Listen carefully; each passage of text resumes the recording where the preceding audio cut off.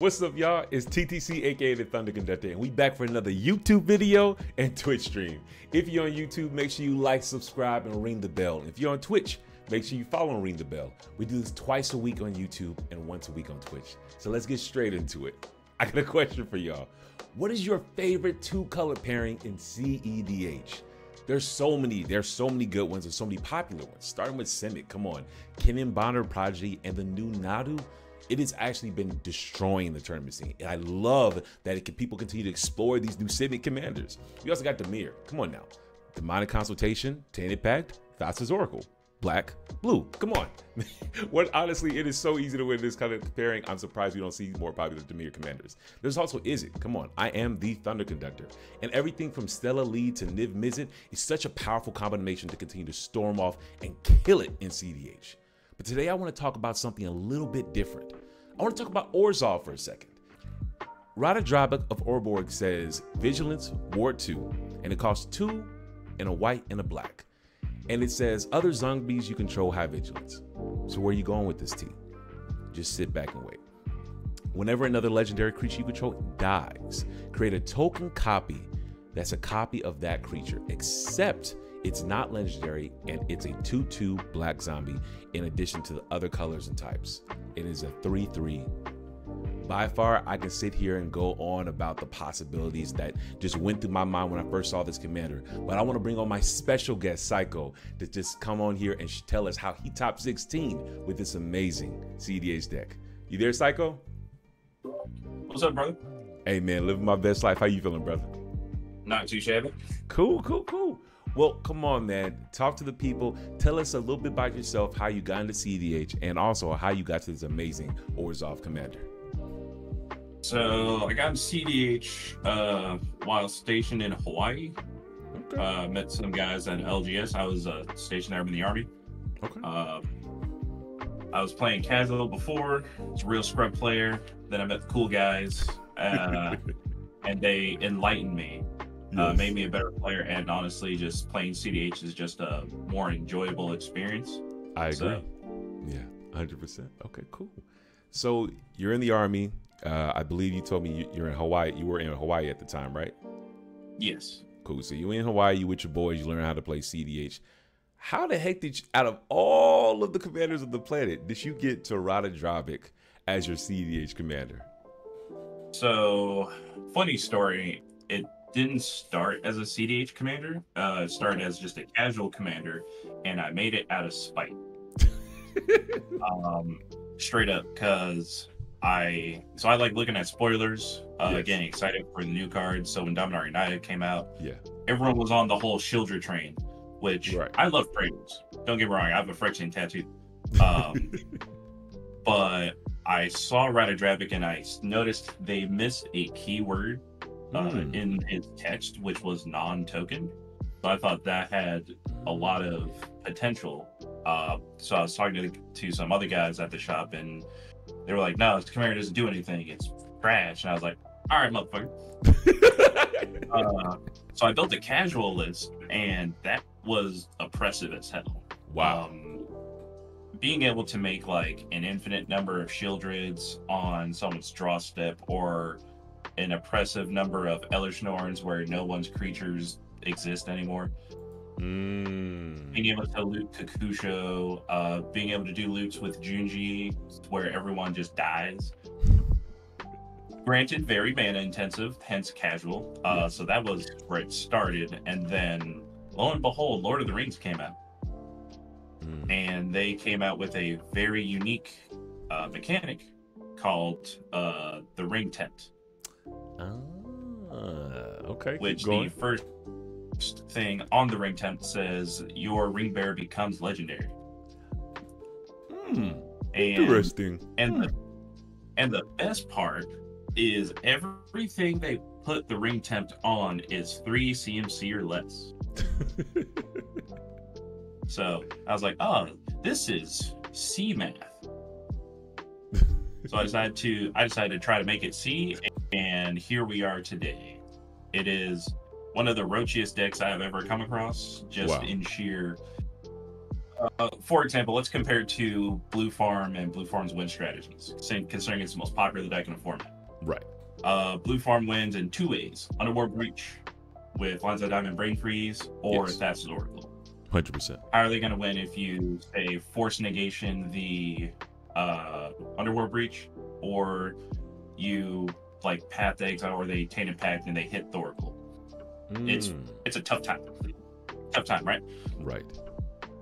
The way this deck is built, or the way personally I've built it, we don't care about counter spells or removal. Okay.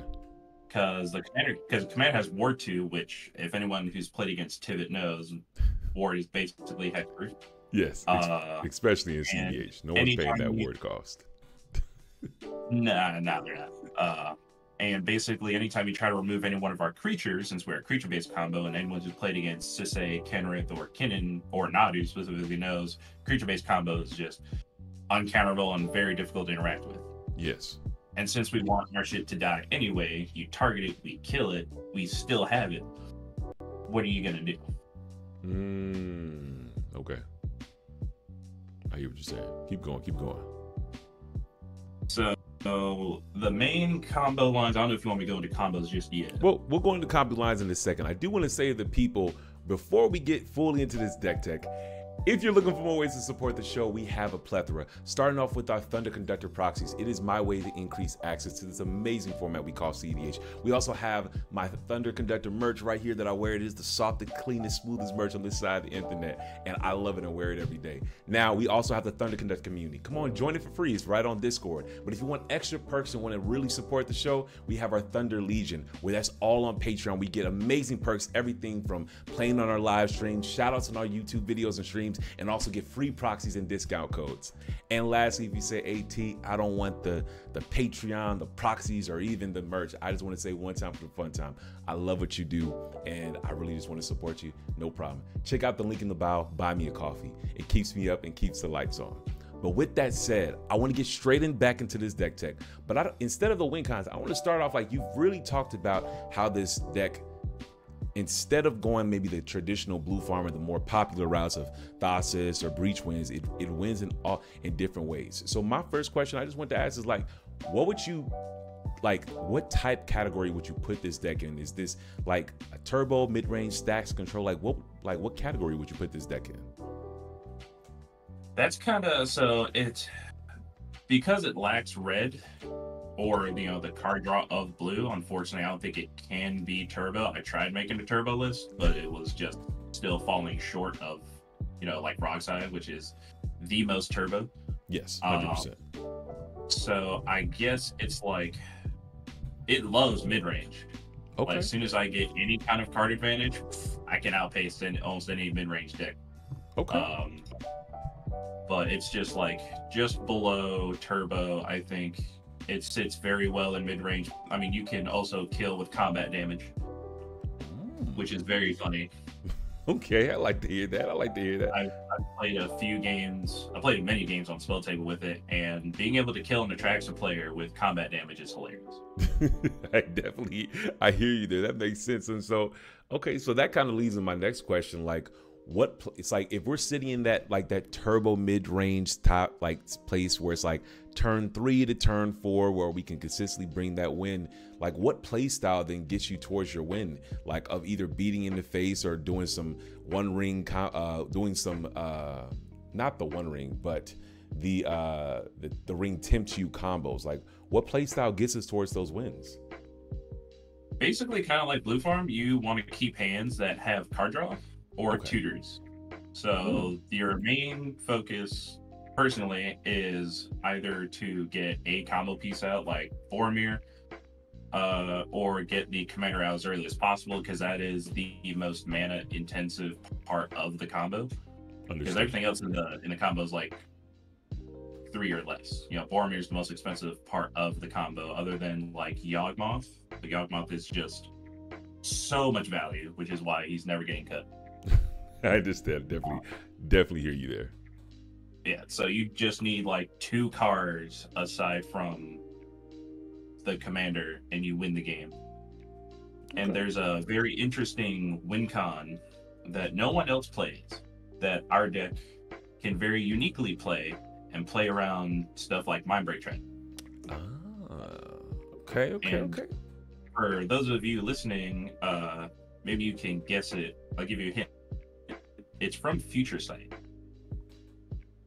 Okay. I think I can guess, but I'll let you say it. Go ahead and just peek into it real quick. All right, I'll let you guess it. What do you think it is? Bitter Ordeal. Bingo. Hey, okay. Funniest win con anyone can try to bring to cEDH, because as soon as you cast it, people are going to try to counter it. But unless they can hard cast a Mindbreak Trap, they're pretty much assed out. Wow, because that's the only card that. So that's actually one of the main lines is you cast Commander, you cast Boromir, and then you just sack it infinite times, cast Bitter Ordeal. It's your one spell. Everyone's deck is gone. And then at that point, like either you draw yourself out, or we gonna do this where you want to go around and draw yourselves out, or do we want to say GG? What you want to do? I definitely hear what you're saying. They don't have a library, and they can't cast Born Upon the Wind because it says draw a card. So as soon as Bitter Ordeal resolves, it's like cool. Which is funny because I've had people try to Flusterstorm, and they're like, cool. 998 on the stack. And they just look at me like, it's like, yeah, Gravestorm doesn't count for spells cast. It says when you play this spell. So hold on, this says search target library for a card and then exile it. Then that player shuffles the library. It says Gravestorm, when you cast this spell, copy it for each permanent put in the graveyard this turn. You may choose new targets for the copies.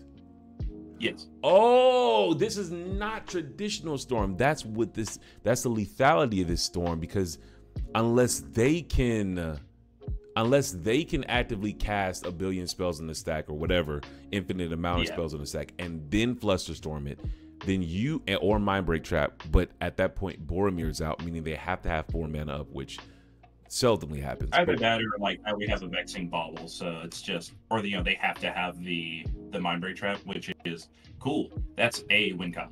Right. I still have infinite stacks, so as soon as I get a drain, you're also dead. Wow, I like that. Okay, all right. So then, you telling me about these stories? Like, you've top 16 before, if I'm correct, right? Yeah, I won a qualifier to go to a tournament in Oklahoma. Okay. I don't really think that qualifies because of the win rate. I went 5-0, which I don't think is normal for a cEDH tournament. So I don't really think that counts. But I've top 16 a bunch of times. Yes. I think I would have made top 4, but Obnixo's player kind of punted. It's all good. Like it happens to the best of us, and it sounds like as you continue to get skilled, I mean, right now on EDH top 16, you are listed as the top Ratadrabik competitor. So I just wanted to know. I did not know that. Oh, yes. You are 100% listed as the top Ratadrabik competitor, especially when you first pull things up, it's 60 players down. You know what I'm saying? So at the larger tournaments, I personally like looking at the larger ones because you get a more wider spread of play styles and metas and whatever not, instead of maybe something that's the smaller 16 to 32. You may get something that's more of a niche meta based on what people are used to. But in that larger tournament, you are the best competitor. So could you maybe tell us about some tournament experiences you had, whether they were good, bad, or maybe your top 16 experience? Oh god! So the first one that comes to mind is one that was at Mob Top and Beardy in Atlanta. Playing for, I think it was a Guy's Cradle. Ooh. So the tournament started at noon, and my top 16 pod before it went to top 4 didn't end until like 30 minutes past midnight. Yeah, they held a redemption tournament for like a scrub land, and that tournament ended before my pod did. Oh my And gosh. I want to take full credit for that. That was entirely my fault. I was stopping win lines left and right. Early Grafdigger's Cage, early Dothy, early Op Agent. Oh my gosh. I could have won too, but it was a long day and I missed a very small window of interaction. Tell me more. Tell me more. What was this window? So they were tutoring for. So they got rid of my op agent so they could tutor for a removal spell for the Dothy. Okay. And they used one of my tutors to do it. So I tried to tutor, they op agented me, and then removed my op agent. No, they just op agented me for the removal for the Dothy. So I could have used my Dothy because a Worldly Tutor was under it. Yes. So I could have used it to tutor myself for the last combo piece I needed. But for some reason I didn't. I didn't think he was gonna get the removal for Dothy just yet. I was wrong. And by that time he had an op agent already. Yes. So and the Dothy was gone. I couldn't use it, so we just sat there and I kept drawing lands. It was a rough time. I needed one card, literally one card, and I would have won the game instantly at instant speed. You know what that reminds me? Yeah, that reminds me a lot of like when you don't play the best deck in the format at the time, whether it's Blue Farm, Sisei Kinnan, whatever you may think it is, and when you don't play these meta decks, and you play more of these, whether you want to call them fringe, off the beaten path, you play like the lower tier decks, but they're still extremely potent and competitive.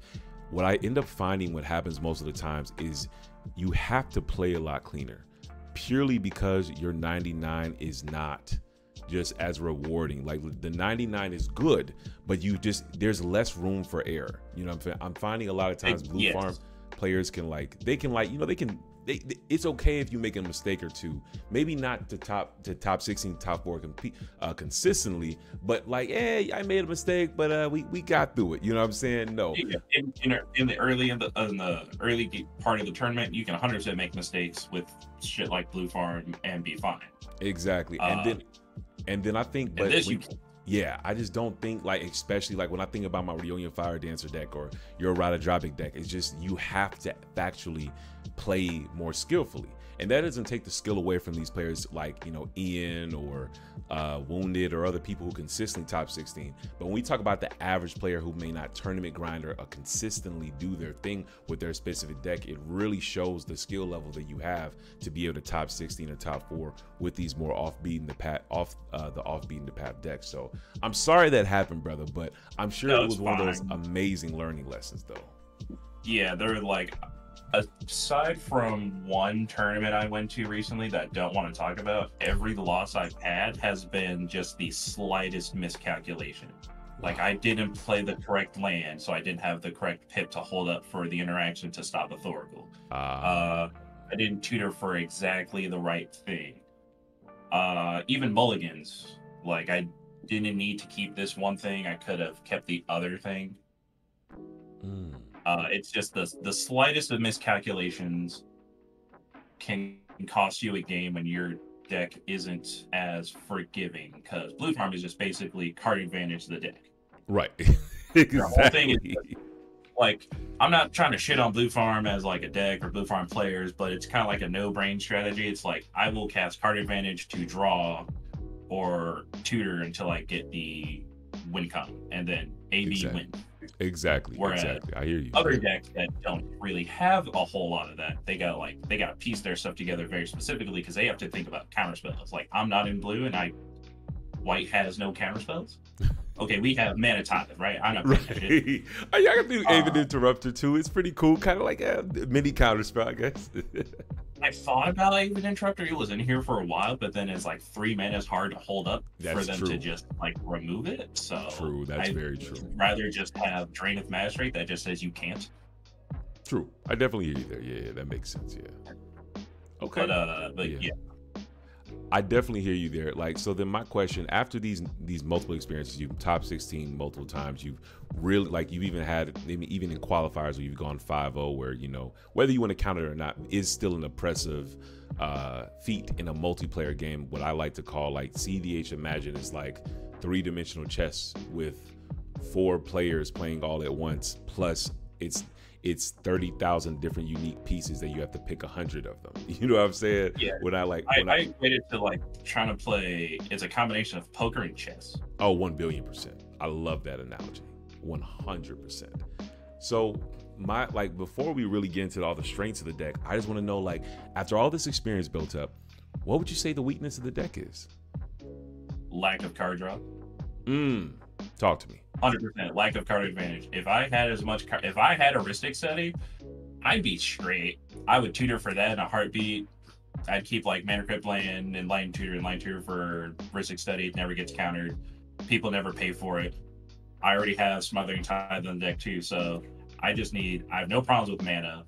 My curve is low enough, and I know how to play mana in order to get there. Gotcha. I just need the cards. Got you. Okay. Like half the time I built the deck to be as consistent with mulligans as possible. So half the time I already have a combo piece. Right. I just need the other combo piece.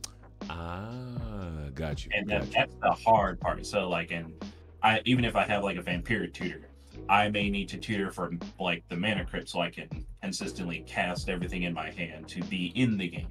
Right. I may need to tutor for the thing to stop other people from playing, because with not having the ability to counter spells and not having the best deck in the format, or one of the best decks, I have to more or less become like a fortune teller and be able to analyze everyone else. I shit you not. It's scary that I can directly and accurately predict when someone's going to go for a win con. Wow. I know what they have in hand, and I know what their play pattern is. I know what they're going to do on their turn. Right. To the point where I know what I should tutor for 9 times out of 10 to stop them and majority of the board from winning. Wow. If I have to, I'll tutor for we'll probably talk about later, but a Doorkeeper Thrull. Right. It is great in this deck because it just stops win cons. Yeah. It's not necessarily a silver bullet. It stops the game. That's the only quote unquote stacks I have. It's not to stop people from playing the game, because I need you to play the game so you can interact with everyone else. I just need you to not win the game. So Draenith Magistrate, Doorkeeper Thrull, Vexing Bauble. What else? Trouble in Pairs. Right. I know a lot of people probably aren't going to run it. A lot of people are probably going to say it's a shit card because it's 4 mana. Oh, fuck no. It's a great drawing. It's expensive, but it's a great drawing. That's not even the best part. The best part is the first line of text. It says, if it doesn't win the game. If an opponent... says. Yeah, go ahead, brother. It says, if it does not win, because if an opponent would take an extra turn, they skip that turn instead. Yeah. So no Final Fortune, no Time Siege. Yeah. No whatever Narset extra turns if anyone's playing that shit still. It says no extra turn. And when you play the game, I draw cards. Just breathe. I draw a card. Okay, you skip twice. I draw cards. Or you draw 2 cards. I draw cards. You know what I'm saying? I love that, man. Yeah. I have so many questions I want to ask from everything you just said. I'm just going to start from the top. Let's just start off.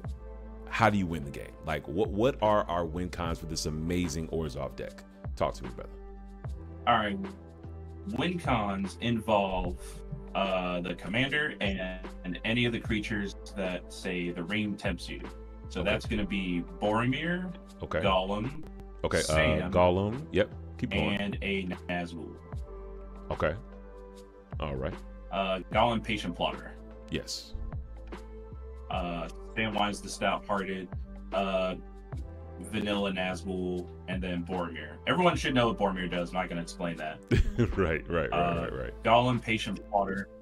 At this point, like, if you're in white, you're probably running it just for the hate piece. Right. But Gollum Patient Plotter is a 2-mana 3/1. When it leaves the battlefield, the ring tempts you, and you can pay a black, sack a creature, return it from your graveyard to your hand. So important thing to note about this is, 1, it's an LTB trigger, which you can stack with the commander's trigger on the on the stack as well. Okay. So that you make the token and then the ring temp ability will resolve. I will also note the ring temp ability is not a target. It is a choose, so it cannot be deflect and swat. Very good. Very interesting. I'm glad I knew that. Yes, that's very good. Okay. Samwise is the most flexible combo piece in the deck. Okay.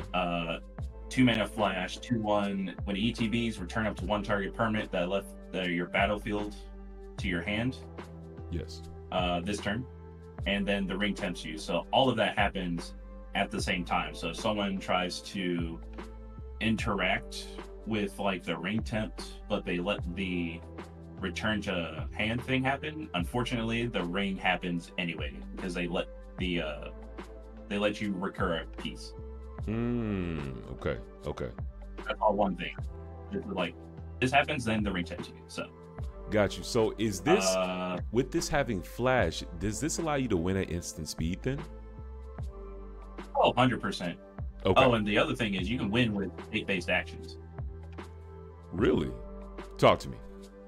Yeah, 100%. So we have Ratadrabik and Drain out for, I don't know, like a Zulaport or a Meathook Master. Right. Something. Cast Sam, kill him somehow. He goes back to hand from the token's ETB trigger. Right. You choose him as the ring bearer, and then you just recast him at instant speed. And then you just keep sacking the token. Got you. So, I mean, we've been talking about this ring tempt you combo. I know how it works, but could you please, for the audience, break down how exactly are you winning with your commander, Ratadrabik? All right, so as you said before, commander says when a legendary creature control dies, make a 2/2 non-legendary token copy of it. The key part about this card that Wizards forgot to put in a word, it is non-token. They didn't put that in there. So when the token dies, if it's legendary, you make another token. Good. You can just repeat the problem. Got you. And so a really funny thing you can do with the Nazgul is Ranger Captain becomes a combo piece. Talk to me. And no one can play the game after that. So it's not Magical Christmas Land for there to be a Ranger Captain in the grave, either yours or someone else's, right? Right. It is not Magical Christmas Land for you to have an Agatha Soul Cauldron, like as early as turn 1. Right. So Commander, Soul Cauldron, and then you play Nazgul. Okay. If there's a Ranger Captain in the yard, you eat the Ranger Captain. Nazgul has a 1/1 counter already on him. And when you say eat, are you saying with Agatha Soul Cauldron, correct? Yes. Okay. All right. Keep going. So good. Yep. All right. So with Nazgul, he comes in, puts a 1/1 counter on himself, and since he has a 1/1 counter, he has Ranger Captain ability. So you just sack him to his own Ranger Captain ability, and even if you don't have the drain, you can just stall the game out until no one can cast a single spell until you draw your win con. Oh. You just silence everybody. Because when the ring it's your upkeep, cool silence. Right, because when the ring tempts you, put a +1/+1 counter on each wraith you control, which, if you all are not familiar with Agatha Soul Cauldron, what it says is you may spend mana as though we're mana of any color or activate abilities of creatures you control. To add 2 activated abilities of creatures you control. That's not the point. What it says is creatures you control with +1/+1 counters on them have all activated abilities of all creature cards exiled with Agatha Soul Cauldron. And how you get that ability of the creature exiled under Agatha's is by tapping it to exile target card from a graveyard. When a creature card is exiled this way, put a +1/+1 counter on target creature you control. And so once you exile that Ranger Captain, every time another Nazgul comes in, it will have the ability of Ranger Captain Veils, which is really cool, which means unless they have only a creature combo, no one is ever casting any more not creature spells for the remainder of the game. That is impeccable. I love that. Okay, so with that being said, plus it also adds on to the fact that if I don't have to search for a sack outlet, I just need a drain, and then everyone's dead. Originally, the Soul Cauldron was put in here as there's removal in the deck. There's removal in cEDH. So the biggest problem that I have with Ratadrabik is that he does not have a sack ability on him. Right. This fixes that.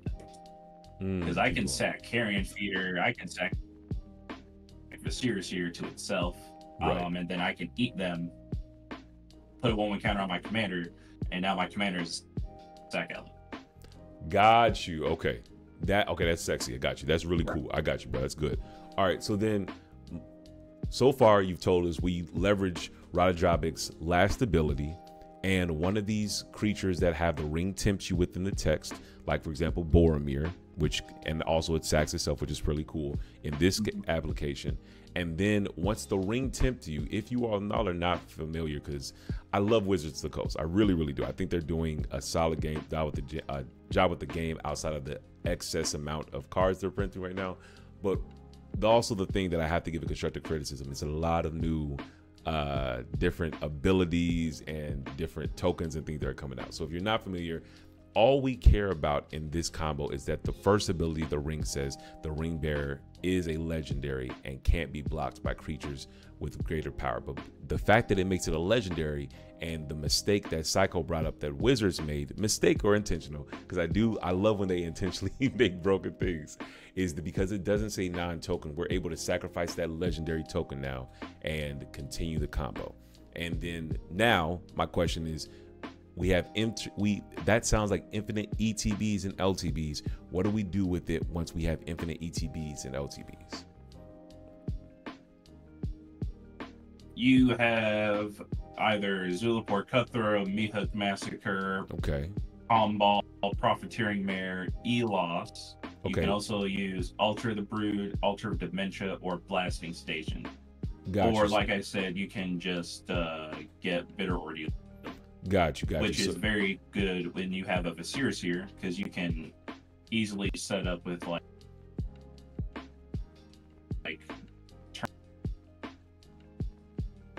hey, Cycle, your audio just went out for a second. What did you say? And then sack it infinitely if you put Bitter Reveal to the top.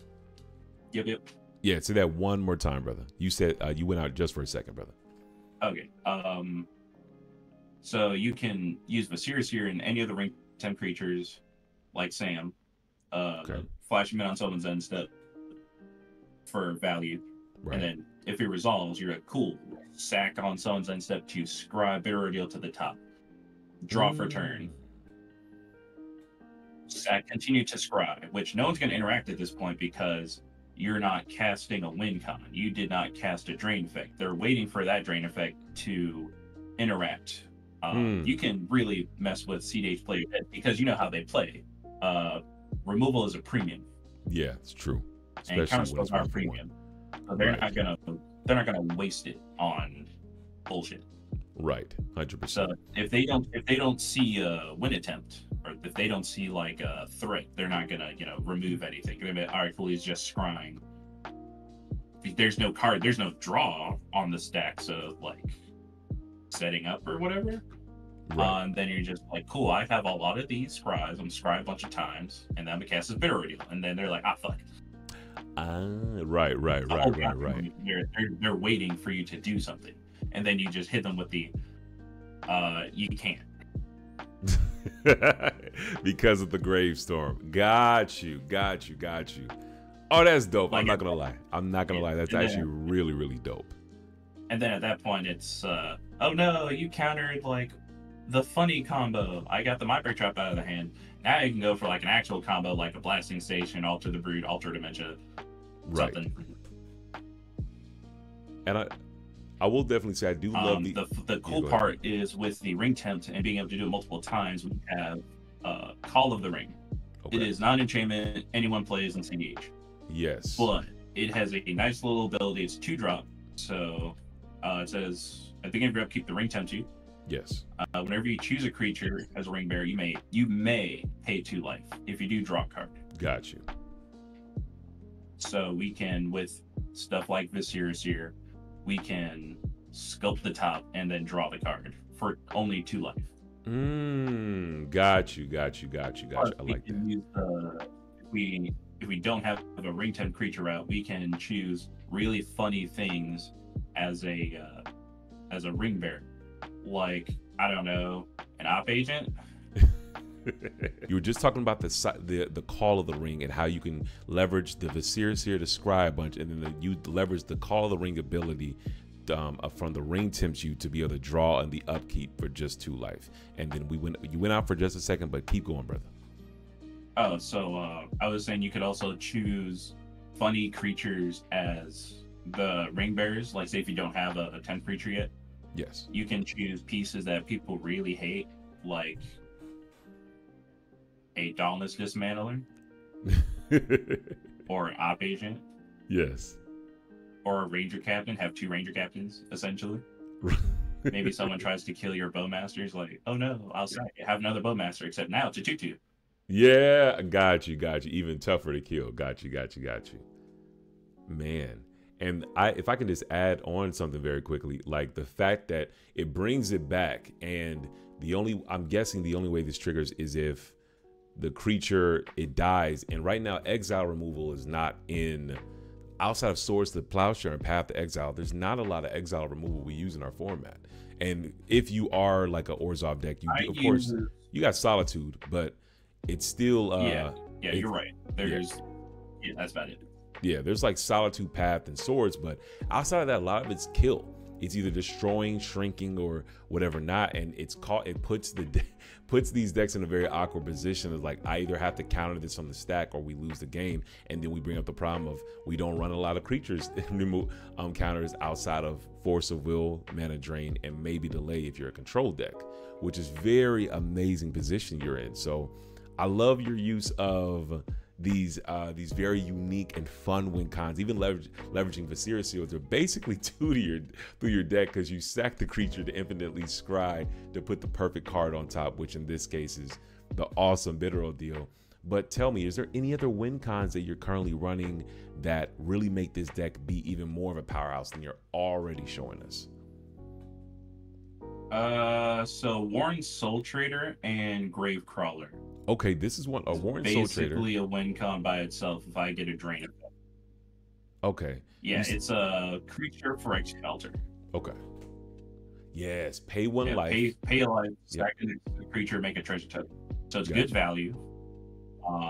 And then if it's also a zombie, which is hilarious. So if we get Gravecrawler, you can cast it from your graveyard if you have a zombie.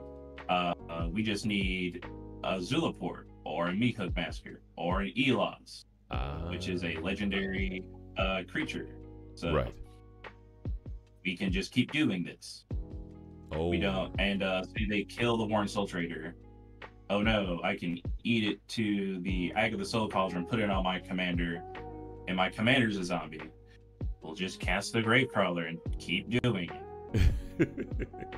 And even though you're paying a life, you have something like you brought the Zulaport Cutthroat, or going to our enchantments back down to the Meathook Masker. Whenever your creature you control dies, each opponent loses 1 life, but whenever a creature an opponent control dies, you gain 1 life. So then my question is, since you're in this, for example, for the Meathook Masker, is there a limit to how much life you can pay with this combo, or talk to me? Oh, that's right. Meathook Masker doesn't. I guess Meathook Masker is better if I have Yawgmoth. I guess we can't. It depends, right? We don't typically use our life total. Okay. So, and since it is a asymmetrical thing, so it hits all of our opponents instead of targeting. As long as their life total is less than ours, we can just kind of go for it. We can also utilize Kambal, because he says whenever a token enters. And since with Warren Soul Trader, we make a treasure token. Kambal, which one is? Oh, yes. Kambal Profiteering Mayor from the recent set that came out. Okay, it says whenever the second ability says whenever 1 or more tokens enter the battlefield under your control, each opponent loses 1 life and you gain 1 life. Now that's cool. I like that. I really like that. Keep going, brother. Yeah, he's really good value just because he's a 2/4, so he's not dying to Bowmasters anytime soon. That's real. And if someone docksides, they'll make their tokens, and then I'll make that many tokens. Now, granted, they only lose a life.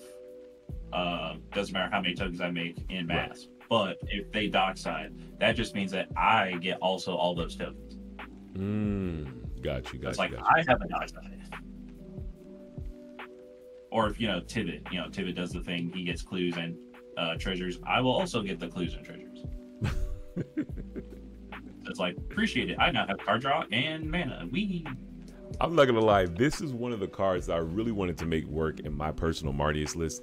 I don't really run a lot of token generators in my list right now because I personally lean more towards, hey, let's just do more of an Esper farm thing where we draw a bunch of cards. The token thing is not super viable because our commander costs 5 mana and it doesn't have like an amazing war ability like your commander or with Tivit. So it really puts in this awkward position. Even though this card is really, really sick, I just couldn't put it in my Marty's list. But I absolutely love that you found a place for it and are able to take use of all the benefits of this card. I absolutely love that so much. But I want you to keep going.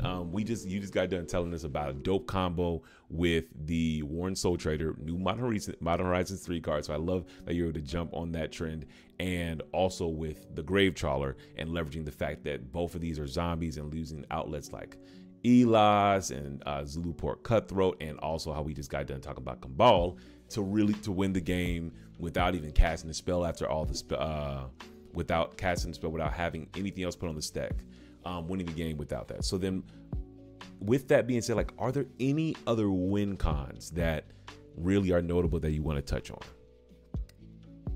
So like I said, state-based actions possible both with Sam and Gollum, because you can recast them using each other. Sam, he gets himself back from the grave, so you just recast him, state-based action. Gollum, you have to work a slight little bit more. You pay a mana, sack the token to put him back in your hand. The token becomes legendary again, you just recast the token. It's a sorcery speed version. Okay. You can use Sam, however, to kill people with Lotus Petal. Okay. And Blind Obedience. Okay. Same if you have Bartholomew specifically, you can also do this with Mox Amber. You can make infinite mana with Relic of Legends to basically pay for everything. We have Shilgengar, which lets us make blood tokens. So if we can make enough blood tokens. Oh. Yeah, Shilgengar is currently a flex spot. I am testing him right now. I like what he does for his raid. He is a 5 mana 6/6 flying demon. Okay. When you sack another creature, make a blood token. If you sacked an angel, make a blood token equal to its toughness instead. That's never going to come up. But the blood token is pay 1, discard a card, draw a card. Then he has hybrid 3 Orzhov mana. Sack 6 blood tokens, reanimate your graveyard with finality counter. Now, finality counters kind of suck in this deck because if they leave the battlefield, they just get exiled, which is kind of poopy. Right. But it's fine, I think, for this deck because we don't utilize our graveyard a whole lot anyway, and whatever is in the graveyard is probably like a drain effect or a combo piece to get us to the win. Got you. So okay. We can use that as an emergency button to just, cool, you killed my Elos, or I had to sack it, or I had to discard my Kambal milled somehow. I'll just boot and get it back. And then we'll continue. Okay. Yeah, keep going, brother. Yeah, so we can use that as an emergency button. The Shilgengar is kind of card advantage. It's like a loot. We can make infinite mana with Relic of Legends or with Lotus Petal and just keep digging through our deck to get the one thing. You can also use Samwise, if you can make infinite mana, to get Orcish Bowmasters back and just kill people with Orcish Bowmasters. Got you. That makes sense. Okay, that makes 100% sense.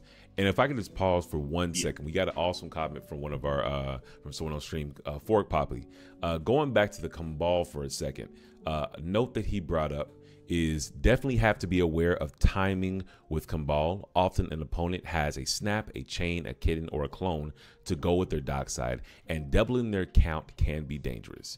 And so what he's bringing up is, if you look at the first ability of Kambal, it says whenever one or more tokens enter the battlefield under your opponent's control, for each of them create a tapped token that's a copy of it. This ability triggers only once each turn.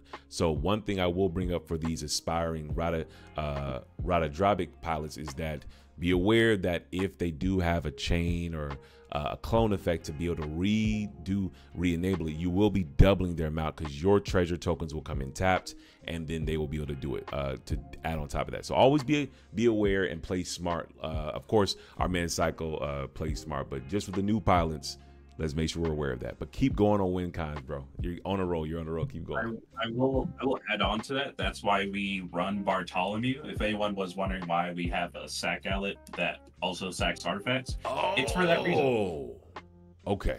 Yeah, we can. So he's actually in there for a couple of reasons. One is that if I need to, I can emergency sack all my artifacts to deny docksides. Okay. It'll hurt probably to sack all my rocks, but it's better than losing the game. The other thing this guy does is kill people, because he gets 1/1 counters. Right, so, count, yes. Going back to what I said earlier about being able to kill an attracts player with combat, I made him the ring bearer. And then I had two ring bearer ring temp creatures out. So a funny thing I did was I made Bartholomew the ring bearer, and I swung, and then I sacked the other ring temp creature to start a loop, and then made him infinitely large and killed him with combat damage. Because all right, cool, he's a 3/2, you can't block it, cool, before damage he's infinitely large, you die. Would you like to source a plot here and give me infinite life? Right. You're fucked either way. You're fucked either way. At that point, if I get a necropotence, I will just win. Exactly. Oh, that's cool. Okay. This was one of the cards that I saw that was very interesting to me. I thought it was just purely a sack outlet for our commander combos, but knowing that it also can be on the flip side a way to be able to kill someone through whatever the heck we want to do is really, really cool with that combat damage. Because I was wondering, like, how viable is combat damage in cEDH, especially because we're not seeing Elish Norn or any other thing to like make a wide army. But you're saying it's not a wide army, it's a tall army. So using this, like the Bartholomew, is it Bartholomew or how? Oh my gosh, Del Presidente. You say that again, brother? Yeah, I just call him Bart. You can use him or Carrion Feeder because they do the same thing. Right. Exactly. Say that very last part. You can use Carrion Feeder as well because they do the same thing. Yes. Carrion Feeder just can't sack an artifact, but Bartholomew is very good because he's legendary. It turns on Mox Amber. It's sad that he's 2 mana. We really need a 1 mana legendary. We really do. There's not a lot of good Orzhov ones. We have Skrelv, and he's kind of useless. Yeah, kind of useless. Yeah, I definitely. Frodo maybe, but that's it's kind of bad because you have to activate him like twice in order to like kill someone out of the game. Right, I definitely. And at that point, like, if I'm ring tempting that many times, like I should just win. Yeah, we got Fork Poppy saying again. Yeah, Skrelv and HOG and Tiny Bones are good enough. Now, I heard some people play testing Tiny Bones. Was that a card that ever maybe got entertained in this deck, or was it just not good enough as a black Ragavan? I don't care about my opponents. As far as like, I don't care about trying to use their stuff. Like other people tried to tell me, oh, you should use Praetor's Grasp to take their Thoracles. Like, I don't need their Thoracles. This deck does what it wants to do. It does it very consistently, and it does it repetitively. Right. Like that's the difference between this and like Blue Farm. Blue Farm has a bunch of ways to get card advantage, and it has a bunch of ways to do the same thing, which is card advantage. This has a bunch of ways to do the same thing, which is win the game. Right. I definitely hear you there. Okay. I mean, with all the win lines and all like the intricacies with this list, I definitely see how a lot of these cards are doing double duty. They're winning the game. They're removing your artifacts. If there's a huge dock side that's going to be like game winning, whether it's from Sisay or Blue Farm or whatever not, and it's also just stopping your opponents from winning. So absolutely love that. Are there any other win cons you wanted to touch on? Any other win cons? No, that's pretty much it. But Okay. So yeah, already talked about Blind Obedience. Talked about Boromir. It's just doing the same thing over and over again. I will say Samwise is just the most flexible one because he can do some wacky stuff. Yeah.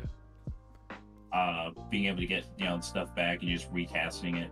Granted, that possibly eats into Mindbreak Trap, but that's probably going to get used up before we're ever a target. 100%. Plus, you just gotta make it happen, right? Yeah. Look, I love saying that. Like, especially if you're trying to win after somebody, you timed it right. You know the meta. You know what to play. I gotta make y'all have it this time. And if you got it, cool. If not, it's fine. I'm about to win this game. I wanted to ask a quick. Go ahead, brother. Yeah, go ahead. No, I was gonna ask about some excluded win cons. Like, during the research phase, I was looking at other comparative decks that are doing a similar thing. But I wanted to ask about Abdel, Adrian, and Leonin Relic Warder. Using those along with the reanimate effects allows you to get a similar effect where you can get infinite ETBs and LTBs, and then leverage the Zuluport Cutthroat and the Meathood Massacre card effect. So I want to ask, like, were those cards you ever entertained in this list, or it was just like it wasn't really the play style or win cons you were looking for? I did test them. I also tested Walking Ballista and Francisco. They just were too clunky, and the way the deck is built, if you haven't noticed, it doesn't use the graveyard, and I can easily just play around a Gravedigger's Cage, which most decks just get shut off on. They can't breach. Sisay can't do its thing. Henrik can't do his thing, more or less, and neither can Kinnan. So that shuts off like every deck in the format almost, other than Thoracle Winds. So not being affected by Gravedigger's Cage is big. Also, Abdel Adrian only targets my stuff. He can't target opponent's things.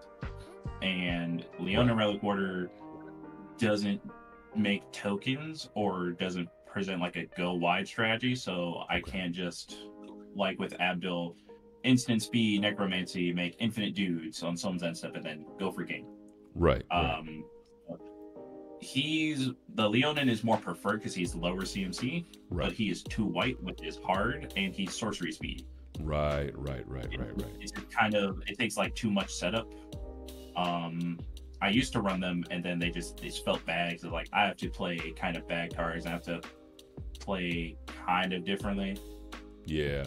Because like I use Entomb, and Entomb is usually to get either Savine's Wreck or Golem, because they're gonna say, oh cool, Golem's in the grave. I have them there, so when I have the win on board, I can just crack a creature, put Golem in hand, cast Golem, win. Right.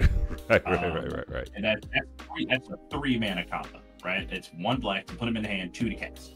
Whereas I hear what you're saying. Abdel is 5. Abdel's 5 to hard cast, and I have to find a way to kill him. Or I pay 1, put him in the yard, and then I have to find another tutor to hope it doesn't get swan songed, trying to reanimate him. And then that leads into any other black deck that runs Animate Dead or something like that can also just do the same thing. Right. I definitely hear what you're saying. Yeah. So that's why we're not running any of the enchantments. We're not running Reanimate because we don't care. Like I said, the deck doesn't need to use the graveyard, more or less. We have 3 recursions, which are Lively Dirge, which is that's a great card. That is basically at worst a 3 mana Entomb or a 4 mana get a combo piece. Right. 5 mana total, win the game almost. So having Bartholomew, I can sack the the Raptor's Cage if I'm going for the win. So yeah, that I have that. I have Witch Enchanter to get rid of it if I have to, but that's what that's for. Right. And we have Savine's Relic as another, later combo piece. I can either attune that or I can mill it with my own Ashnod's Alter Dementia. Mm-hmm. So there's the deck is designed to do something very specifically, and it can win around its own stuff. Right. I don't like having nombos in the deck. So only having 2 real recursion pieces aside from Saiyan, which gets around the whole things cannot enter from grave because he's not putting it onto the battlefield, he's putting it in my hand. Right. Yeah, that was actually one thing that I like actually to stay away from potential nombos. Right. That's actually one thing I really actually like even more about this commander. The fact that when you first look at it, you see, whenever another legendary creature you control dies, most people go brain dead at that point. They're like, oh, okay, well, I'm going to win with, I'm going to hit them with the Gravedigger's Cage and just shut everything down. But you forget that it says you're not bringing it back out the grave. You're creating a token that's a copy of that creature. You know what I'm saying? So only thing, I can see where, a replacement effect like Dolphy, since it doesn't die because it doesn't hit the graveyard, then I guess that's a thing. But outside of Dolphy, which even at that point is not seeing a lot of play as much as it may have used to, it's really dope that says all I need to make sure is I get my die trigger and my combo goes off. I don't need to bring anything back from the graveyard. And I especially love how you thought things through of like, I don't want to run things that force me to become more of a graveyard deck when my strengths are do my game plan over attempting to add that really good Orzhov combos, but combos that kind of go against the I don't need my graveyard, and if I add these combos it may bring me more liabilities than actual things that help me do my game plan better. You know what I'm saying? So that's I definitely hear you there, brother. And I really like that. Okay, so I try to look at the cards from a worst case scenario perspective. I hear you. Instead of best case scenario. I think a lot of people deck building, they look at a card and they only look at its ceiling and not its floor. So let's go back to Abdel. What is the ceiling on Abdel is boom, make infinite dudes, people die, instant speed, or sorcery speed, they just win by triggers, only have to cast 1 spell, cool. The floor is I pay, it's in hand. I don't have a way to pitch it to the graveyard. Right. I have to cast it and I may exile something, and then it just sits there and does nothing. It's not tutored. I may not get a way to kill it. It's just a 4/4 blocker for 5 mana that didn't do anything, or I Chrome Mox it. Right. Kind of shit. I hear you. Yeah. Like if I Chrome Mox a Solitude, I'm fine with that. Right. It technically nets me a card. Yeah, no, that's very much fair. I definitely like your mindset on that. I'm not gonna say Abdel is shit. I don't think it is shit, only because I've lost to a lot. But I think for this specific deck, I can see how it can how it doesn't serve as much of the game plan if you're trying to lean more on those commander-centric game plans. Like, this is not having an alternate non-commander combo is great, but not at the fault of having maybe what some people may like to call a dead card, where it's like, okay, if I'm not winning with this card, the floor is this card is a 5 mana 4/4 that sits in my hand and doesn't do anything outside of winning, which is a very fair analysis. Very, very fair. Yeah. Yeah, like Touch the Spirit Realm, great removal. I can channel it. I can pitch it to Solitude, right? Right. It's like most everything in the deck does multiple things. They're very flexible. Meathook Massacre is a board wipe. That's why I'm not running Toxic Deluge. Yes. Also, it lets me not utilize my life total as opposed to Toxic Deluge, because Toxic Deluge you have to pay life, and sometimes there's a Tivit or an Atraxa or an Tali, and nuking the board could be helpful, or it could just like kill you. Exactly. I've survived a lot of stuff. Like, I've put Niv Mizzet players and Malcolm players in a tight spot just because the other opponents were at like 22, 25 life, and I was still at like 37. And they already went through their deck a shit ton, so they had enough to kill them, and then I was still alive. Ah. And you're like, well, this is awkward. He's like, this is awkward. Now I'll just kill you with combat. But going back to the dock side, if people don't know, Doorkeeper Thrull is a fantastic card. It is what white players have wanted for so long. Yes. It is a 2-mana. Artifacts and creatures don't have ETBs at flash speed. It is also a 1/2, so it cannot be bowmastered. Right. It is phenomenal. Yes. And since we're a deck that wants to kill our shit anyway, if we happen to run into Sam and the Nazgul, which are the only two ETB trigger win cons, we can just kill it whenever we need to. Yeah, that was actually, I'm glad you brought up the Doorkeeper Thrull. That was actually one of my questions, like, was Doorkeeper Thrull a non-bo or necessary? And I definitely love it because of its effect. It completely hoses Marnie's Calgar. It also completely stops Thassa's Oracle and Thassa's Oracle, and it stops Dockside. But then I was wondering did it stop any of your ETB things, any of your things that were helpful? Like, do you ever find that like your own Doorkeeper Thrull is stopping you, or is the fact of stopping a Dockside or a Thassa's worth it to the point that you possibly could stop yourself from winning? Or do you feel like you consistently have a sack outlay enough where you can get rid of it when necessary? Yeah, I don't see this as a potential non-bo just because we have 2 ETB trigger win cons, and then we have 2 non-ETB trigger win cons. Okay. And most of the things that drain are when something dies, not ETB. So got you. The only thing this stops kind of is, oh no, I don't get the ETB trigger off the Bowmaster. Oh no, I don't get to tutor with Ranger Captain. Big whoop. Right. I hear you. Like, oh no, shuts off cEDH kind of. Okay. Because that's a ETB exploit, but I'm not going to cast cEDH into a Doorkeeper. Right. That makes sense. That'll just sit until someone else gets rid of it.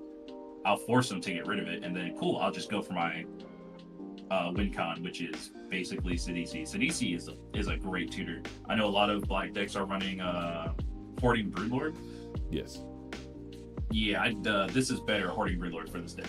Okay, well, hold on. Very quick question. Before we get into cEDH, because I do want to get into tutors, are there any other win cons you would like to touch on?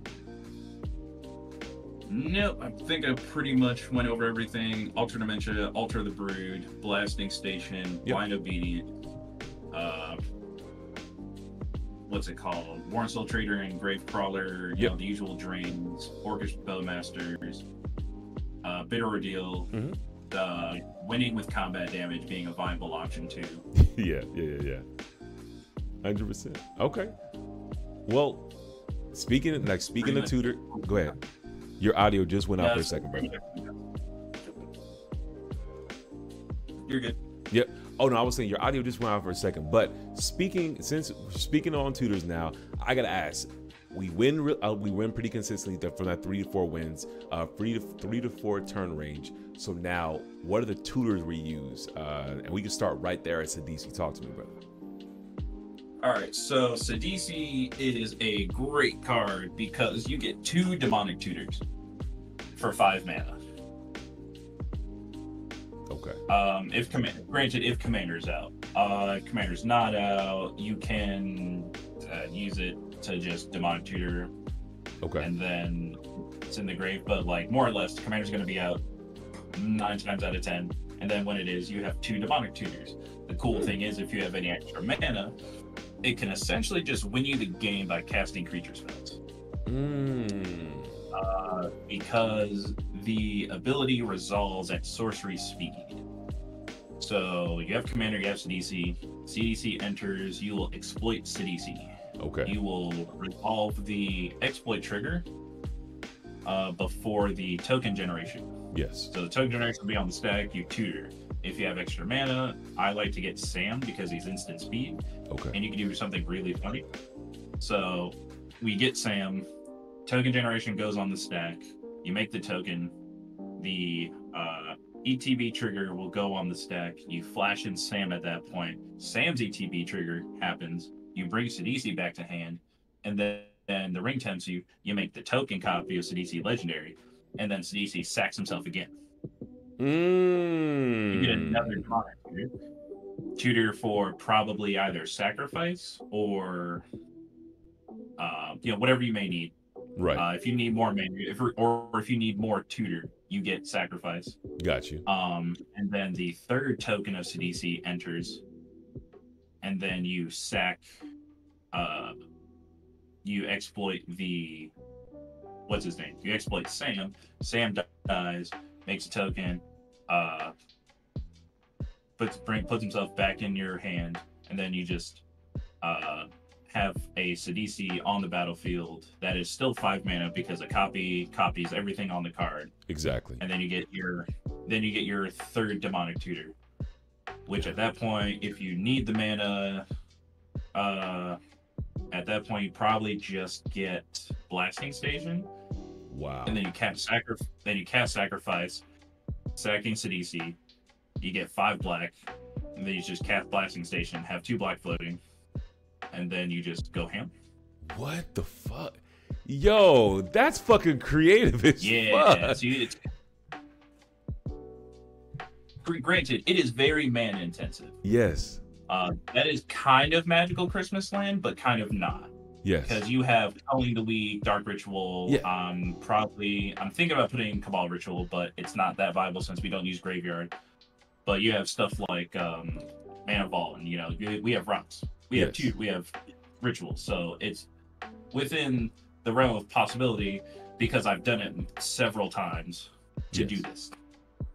Man, it's not hard. Also, if you need to, the sacrifice makes 5 mana.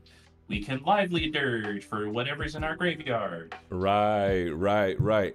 One thing I definitely like about this combo is I love combo lines. I really love combo lines. You brought up Hoarding Broodlord, and so whenever in my black decks, I enjoy playing Hoarding Broodlord. If you all are not familiar how the combo goes, is you reanimate or you cast Hoarding Broodlord. It has Convoke itself. It's really cool.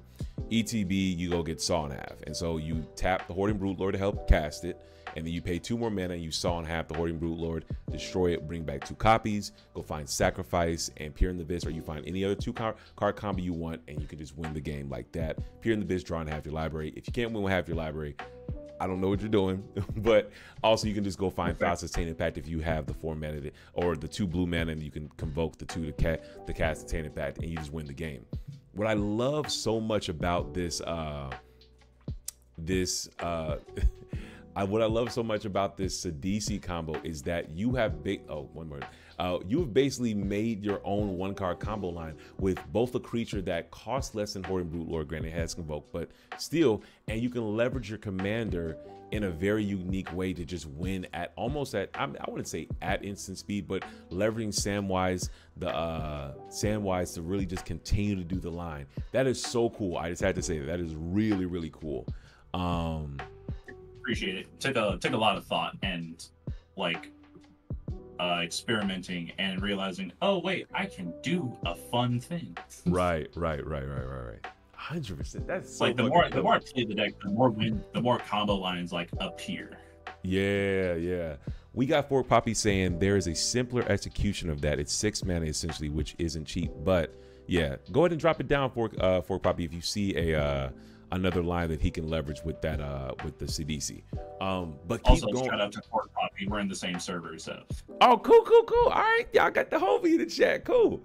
All right, well, we just got done talking about cEDH. Keep going. Tell me more.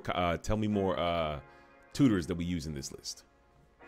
Recruiter of the Guard is a decent tutor. If we need to, we can attempt it to get another tutor by sacking it. Demonic Tutor, Diabolic Intent, and Line Tutor. I gotta be honest, 9 times out of 10, it is a mana crypt, especially early game. Late game is probably like a Trouble in Pairs or a One Ring if we're in the card draw. Right. Entomb is gonna get either. Depends on. Entomb is weird because it depends on what we have in hand and what we have on board. Right.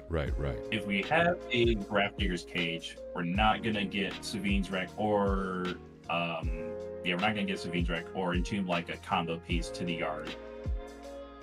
If we have a Lively Dirge and no Grafdiggers, we might Entomb some form of combo, probably like a 2 CMC thing. That way we can utilize the full extent of Lively Dirge to just get a thing. Right. But Entomb, most of the time, just Entombs Golem. It's really fair.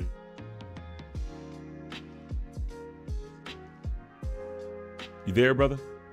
Paying attention to it, and then we'll just pause for 1 second. My bad, Psycho. You accidentally went out right after you said Golem. Could you go back for 1 second once you say you Entomb for Golem if there's no Grafdigger's Cage out? Could you just one more time talk to us? Yeah. You Entomb 9 times out of 10 for Golem. Gotcha. Depends on what's on board, what you have on board. You know, if someone else has a Grafdiggers, you're not going to Entomb a combo piece. Yes. You're not going to Entomb Savines because that's not going to work. Right. So majority of the time, 99% of the time, and Entombing is for Golem. That way you have ready access to a combo, and it thins the deck. So it removes you from having to draw it. You have more space to draw like either lands, mana, like another tutor, draw the other combo piece. Or, you know, if you have live leaders, you just, oh, cool, I get it back. I like that. Especially if there's like another piece has already died. You know, they killed your Zulaport because you cast it early, or you value cast of the Seer and you had to sack it to scry. That happens. Right. So for 3 mana, with 4 mana and the Lively Dirge, you basically get both of them back. So it's at a better rate than getting back just the Golem and casting it, and then you don't have sack outlet. Whereas you can just pay for, if there's no Grafdiggers, you just get those 2 back, and then you can scry to the top, whatever you want. And bringing it back, like... Plus, I will say... Go ahead. Yeah, I will say there's also draw on the ring tempt. So after you tempt like the 3rd time, the tempted creature will have, whenever this creature attacks, draw the discard. Oh, that's cool. I like that. So that is very useful. Say you've already scryed a bunch, and you need to draw the card. Yes. Right? Like, say you've scryed that turn, you need to win that turn.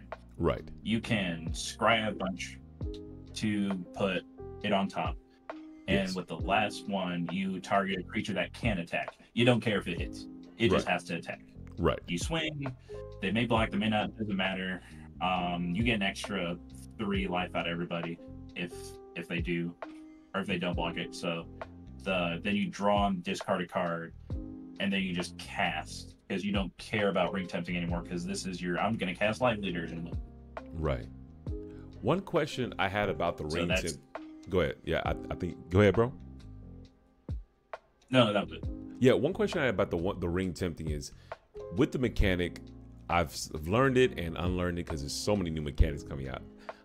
But once you get ring tempted, are you able to go back to that first ability? And like, is that what you're doing during the combo where it says your ring bearer is legendary and you can't be blocked, or is that just static at that point?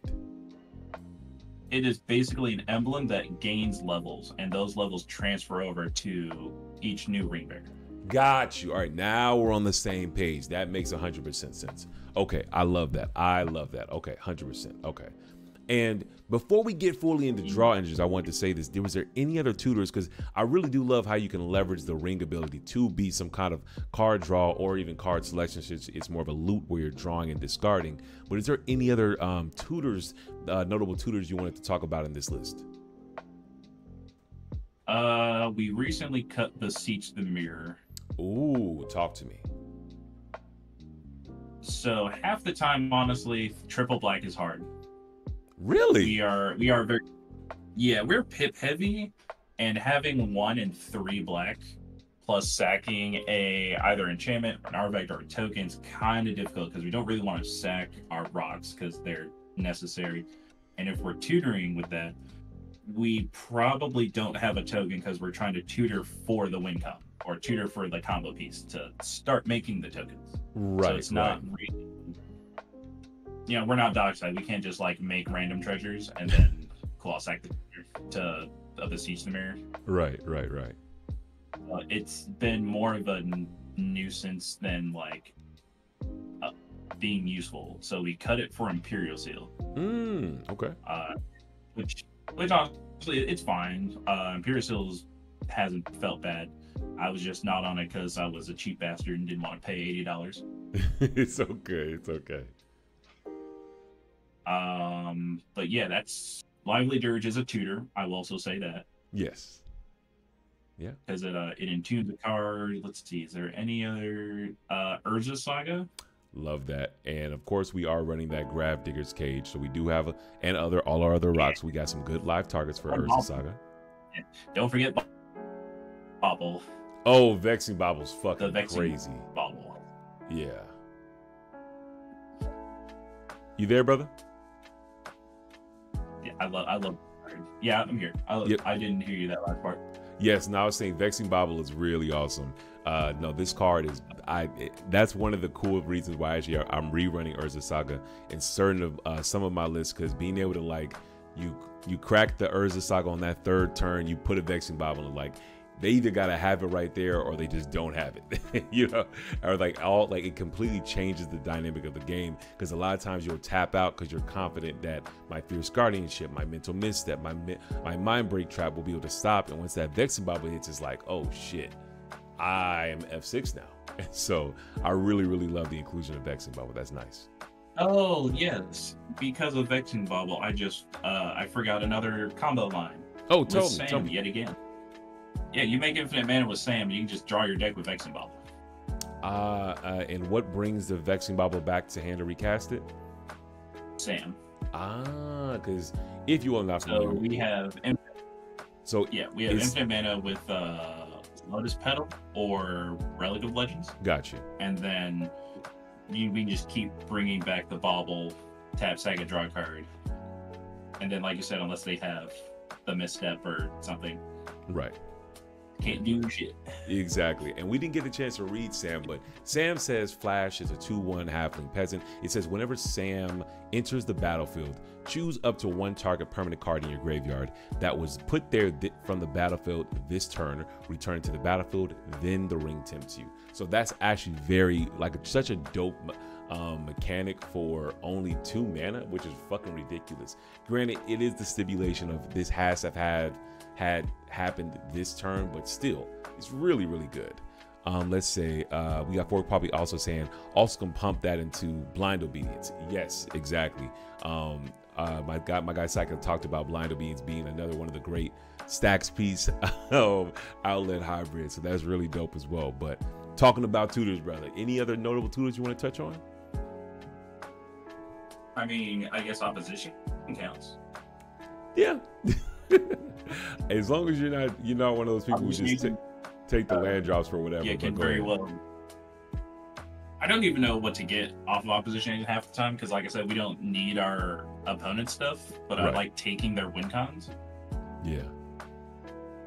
Like I've prevented a Sisei player from being able to win, because even if they removed the opposition agent later, I removed one of their key pieces of being able to win from their deck, and I just left it in exile. Again, you could also technically value Bitter Ordeal. Like, say if you have a bunch of treasures, those count as permanents, because it didn't say card. Right. It counts as permanents that go to the grave. So you could value Bitter Ordeal, say for 10 or 9. You can, sack Bauble, sack, 8 treasures, sack a land, fetch land, sack a creature. There are ways you can get up to 9. And then ripping 3 cards out of everybody's deck can really hurt. Man, I'm not gonna lie. The more I look at this card, the more busted it is, because I don't know if you all are not familiar, tokens are not cards. So I was gonna say at first that it may say permanent card, because that's a lot of current cards say permanent card, and tokens are not cards. But the fact that this says copy it for each permanent put in the graveyard this turn. It literally, a token is a permanent. It hits the graveyard before it just ceases to exist. That's really busted. I'm not gonna lie. Very, very interesting. Wow. Yeah, they didn't errata it either, in case anyone was wondering or thinking, oh, it's an old card. They probably errated it to say card. They did not. They did not. They did not. This is the Oracle text.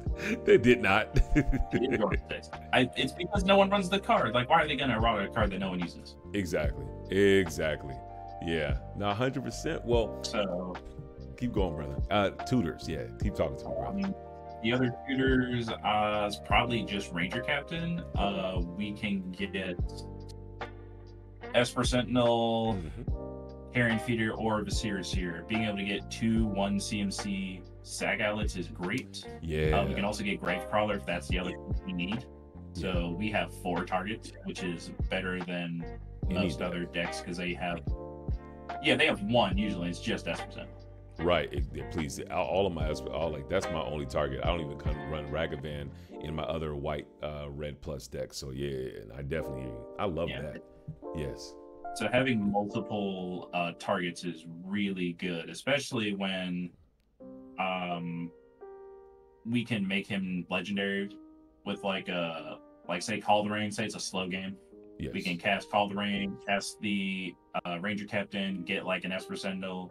Next turn, tempt him, sack him, get another ETB trigger, plus everyone's silenced on my turn, so I can go ahead and get either Carrion Feeder or Visir Seer as a combo piece, or Gravecrawler if I'm trying to go for the Warren Soul Trader win line.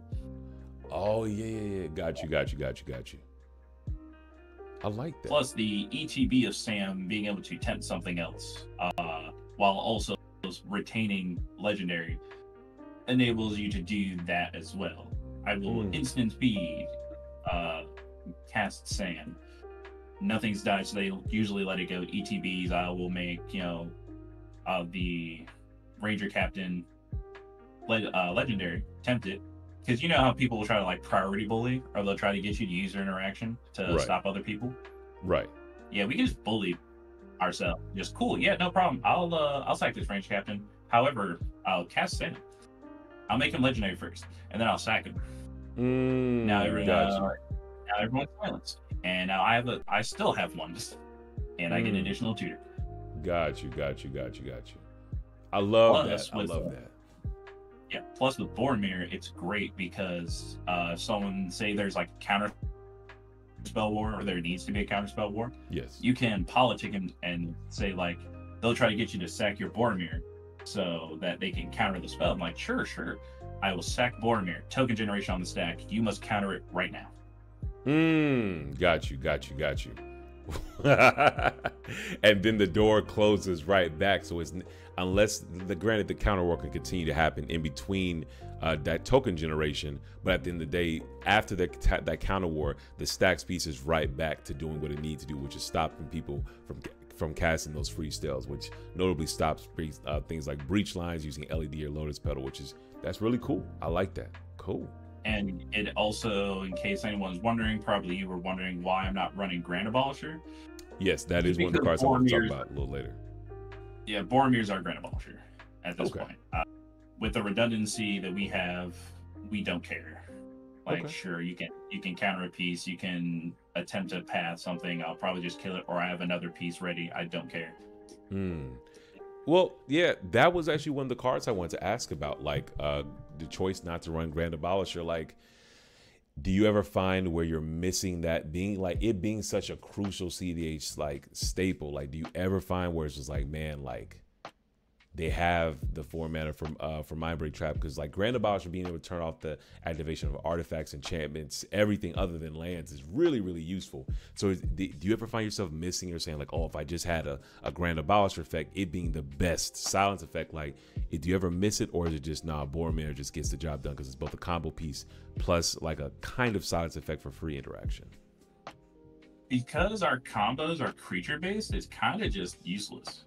Like half the time, all right, so here's the funny part about Grand Abolisher, which you've seen in cEDH games. How many times does it really get countered? Very seldomly. Very seldomly. Exactly. And if it very seldomly gets countered, that just tells me that so my creature combos just isn't gonna resolve anyway. So why bother? Like the most someone else could do is in response to me casting Grand Abolisher, they could silence me. Right. Which I would rather them silence me with me casting my win con on the stack. It's like, okay, that's fine. I'll just win anyway. Thank you. Right, exactly, because they would still need a removal spell for your commander, which has ward, or for the Boromir, which can sack and response because you have priority first on your winning turn. Wow. Or literally anything else. Like Kambal stays around more times than he should because people don't realize he is a win con because I make tokens.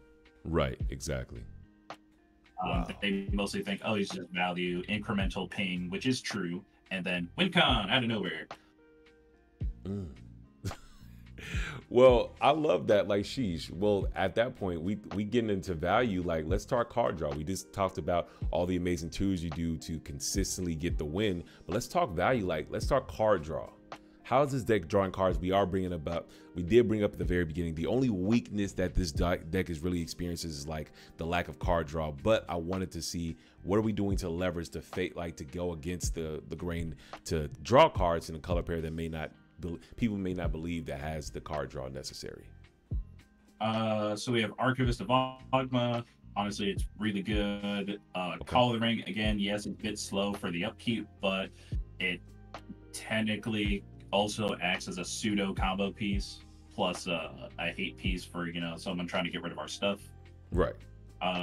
It's also optional card draw. Like, if we're for some reason getting smacked by a Tivit and a Prom, we can just not pay the 2.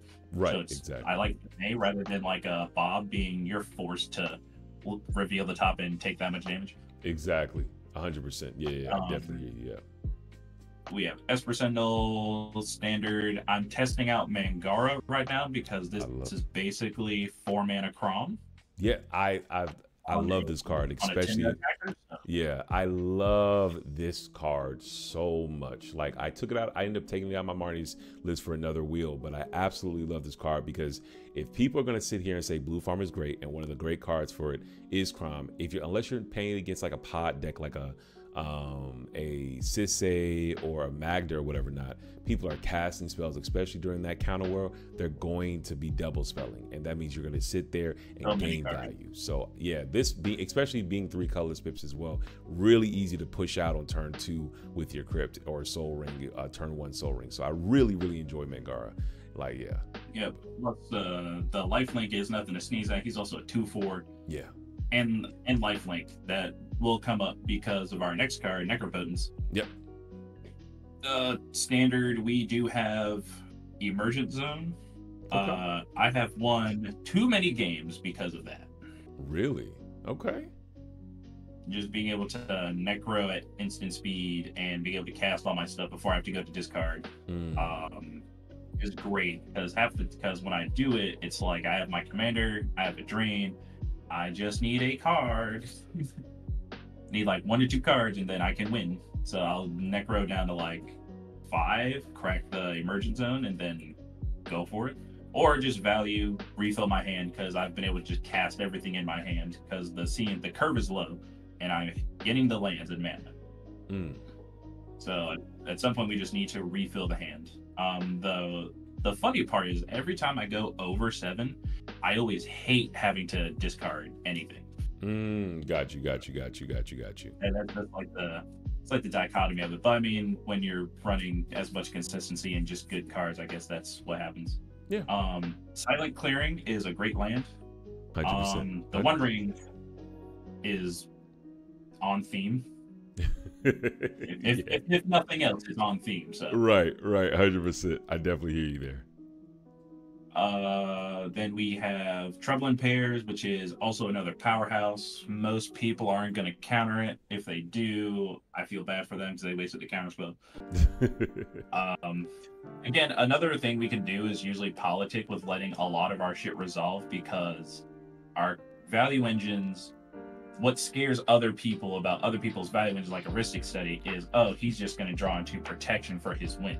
Right. Or he's just going to draw into counterspell to stop me from winning. And I just be like, bro, I don't have counterspells. I'm not blue. Right. Like, I'm just drawing And then usually that's enough to like, that's fair. And it goes through. So with, like you said, with Mangara, you know, Counterspell Wars, Trouble in Pairs is even better because people are definitely drawing multiple cards a turn. We talk about Blue Farm, definitely Sisay, and everyone that plays blue is playing basically going to draw an additional card almost every turn. Yes, yes. Speaking on that, we are also running Tymna. Yes, yes. Can't argue with Blue Farm having the best value engine. This is with Mangara and Tymna, basically Blue Farm at home. Yes. I love that. I love that. I built Blue Farm at home. So we don't need to talk about Tymna. Anyone who plays C knows Tymna. Yep. And then we have Yawgmoth. Yes. Oh, this card is so good. It has won me so many games. Talk to me. Oh, it's just okay, so just like say we're at a healthy life total. Realistically, we fetched a couple times, lost a crit roll, we're at like 32. Cast our command, we have our commander out, and then we can cast Sam at instant speed and just draw a shit ton of cards, basically remove everyone's board. And it's really good. I really like it. Plus the discarded card to proliferate.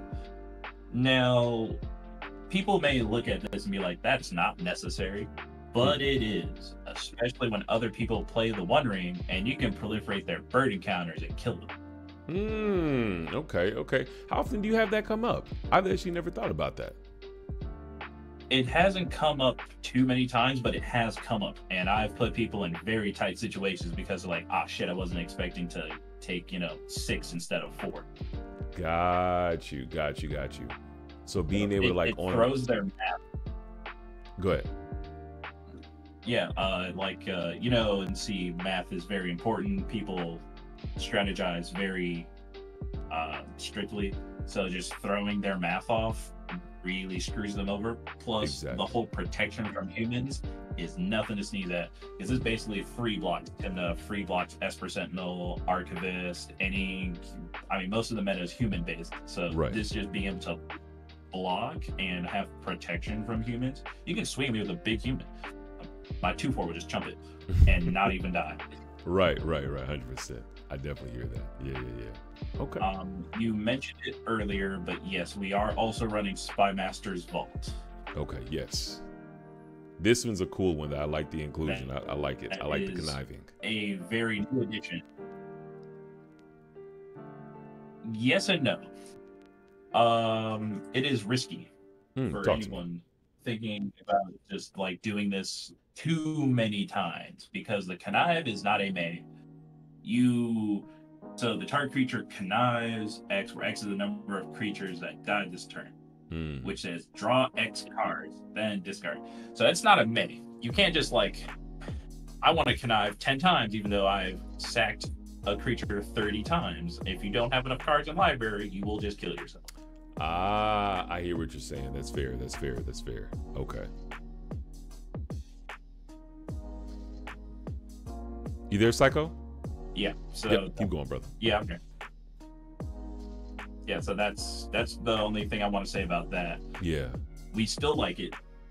We just have to use it very specifically. I like using it with like a Vamp Tutor or like a top deck tutor. If I need like if I have a Enlightened Tutor, I'll just use it with getting a Ashnod's Alter Dementia, Alter the Brood, some win con. I'll put it to the top. Gotcha. And then I'll sack a creature, connive 1.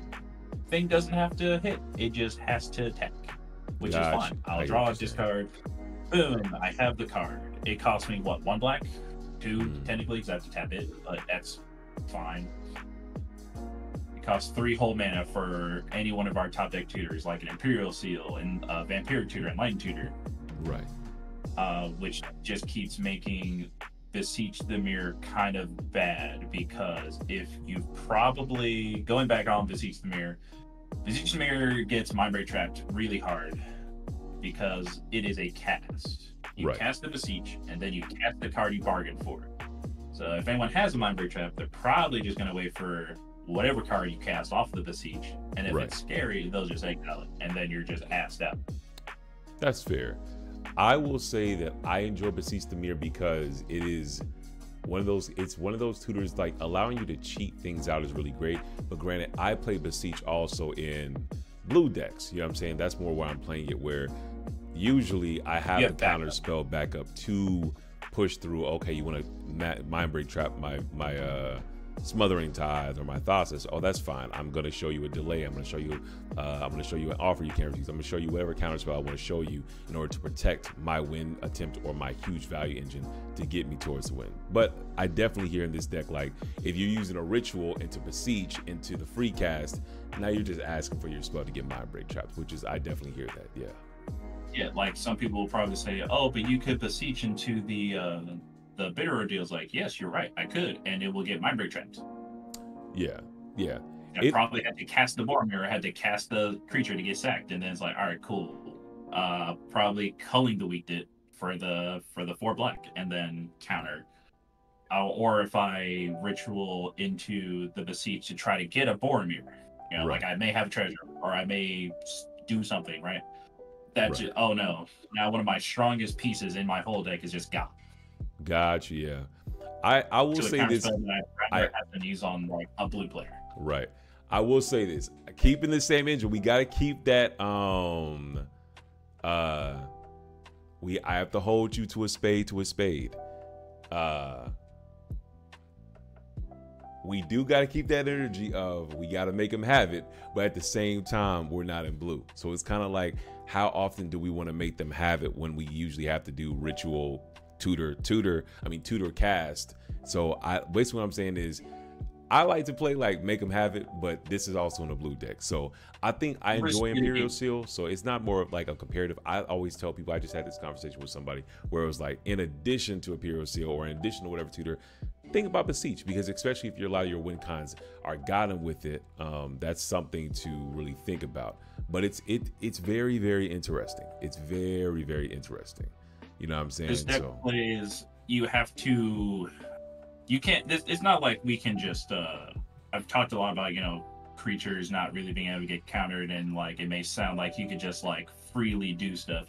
You can't, because you need the other blue players to not look at you as hard as they would look at like a Sisset. That's fair. Because or a time, for example. Like, I don't know why, but a lot of people compare this deck to Time and how it plays, which I guess is fair. So being able to kind of circumvent a lot of the hate, like even if you are being, you know, looked at strongly, if you can just circumvent whatever they're gonna try to use on you, that's fine. Like, I don't care if you use a Chain of Vapor, go ahead. Got you. Right, half the time it's gonna be Sam anyways, or like I'll just cast it next turn anyway because it's like a 2 CMC spell and I have lands. Right. I can get to 3 mana. Usually the deck can run off of 3 mana perfectly fine. Right, 100%. So like Chain of Vapor, I'm not worried about. Use Swan Song, one of my few enchantments, completely fine. You may have, I don't even see delay too often anymore. No, yeah, it's really more the control desk, like the Marnius control or Talion control. Talion, something like that. Yeah. So Talion's honestly the as far as like interaction goes, Talion's what I'm more concerned about, because they will run Strict Serenade. Got you. Which is, honestly, Strict Serenade is the bane of my existence right now. I will say, we can't be as ballsy as we want to anymore, because we have like, they have a blue open, it might be a Strix, and then that sucks. So, and there's nothing in white-black that says your stuff can't be countered. Right. Now, so until they make something like that, you know. Well, I'll time to go back to the Grand Abolisher conversation. There is things in white that says your things can't be countered. I mean, not like I'll throw this out there. There's actually Fork probably brought up he runs this list as well, and so this is one of your homeboys. So I wanted to he had a statement earlier. Let's say it says getting a blasting station or altar countered is pretty bad, though. The deck is currently weak to counter spells since it can't fight back on the stack, so I personally play Abolisher in defense grid. Granted, I don't think the I don't think the altars or the blasting station is bad, but they all can fall susceptible to that. So that kind of brings us back around to the question of, and even within the conversation of Beseech the Mirror, once again, do you feel like the Grand Abolisher and maybe even Defense Grid is worth the inclusion, knowing that there are pieces that maybe can fall prey to these counter spells that are not creature based, but they just hit the non-creature spells that we do commonly see within cEDH? Not necessarily, because we have recursion for those specific scenarios, and then we can just pivot to a straight creature strategy. That's fair. Like, if they're countering my altar or blasting station, then I'd probably try to turbo out a win. Got you. So, then that's fine. Then they will be probably not looking at me anymore, thinking they stopped my win attempt. Got you. And then like, cool, I'll cast this Yawgmoth and I'll just draw shit. Got you. That makes sense. Okay. Well, with that, I'm not too concerned about it, just because this deck has almost too much redundancy. Like, I haven't looked specifically at Fork Poppy's list, but his list is very strong. We have slight differences. I'm pretty sure he's not running Karn. I'm just tired. I'm just tired of Dockside. I'll be honest with you. I hate that. Like, not being in red, I hate Dockside. I hear you. That's why we have Doorkeeper, we have Karn, we have Kambal. Like, just stop it, please. Yeah. We have Drawn Inland Ball as well to stop Sisse, Tanner, I think. And shit that doesn't stop Nadu, but do we have Karn to stop Nadu? Right. Well, before we touch on Stax, I did have a couple more questions about draw engines. I wanted to ask about, how do you feel about Brina, specifically Brina, Braids, and Lauren the Third Path as draw engines in this Orzhov list? I know Fork Poppy put in the chat about Brina. Oh, 100%. I know he put it in the chat, and also that's a card that surprisingly I enjoy playing against, but I've never played it myself. So I just wanted to get your opinion on that. So because I feel like the biggest drawback is us getting cards opposed to our opponents. I don't like the idea of giving our opponents cards. That's just fair. Freely. There's too many decks that just have weenies that will just swing. And I'm not about to just, oh, sure, you can draw 2 cards or you can draw 3 cards or whatever. It's like, I don't want people to do that. That basically says, oh, no, they have a Ristic Study for a turn. They can utilize their top deck tutors. I don't want to give them that. So what I'm receiving is that though Brina is seeing more popularity, it's objectively from the play style. I've seen a lot of Brina pilots use to their benefit. You have to understand, people who play Brina need to understand it's also the play style. So if you don't enjoy giving your opponent's card advantage as part of your play style, it may not be for you. Which is from what I'm receiving is like Brina's, the fact that it gives your opponent's card advantage when you're already in Orzhov, which doesn't have a lot of card advantage, is just not something you enjoy playing that play pattern.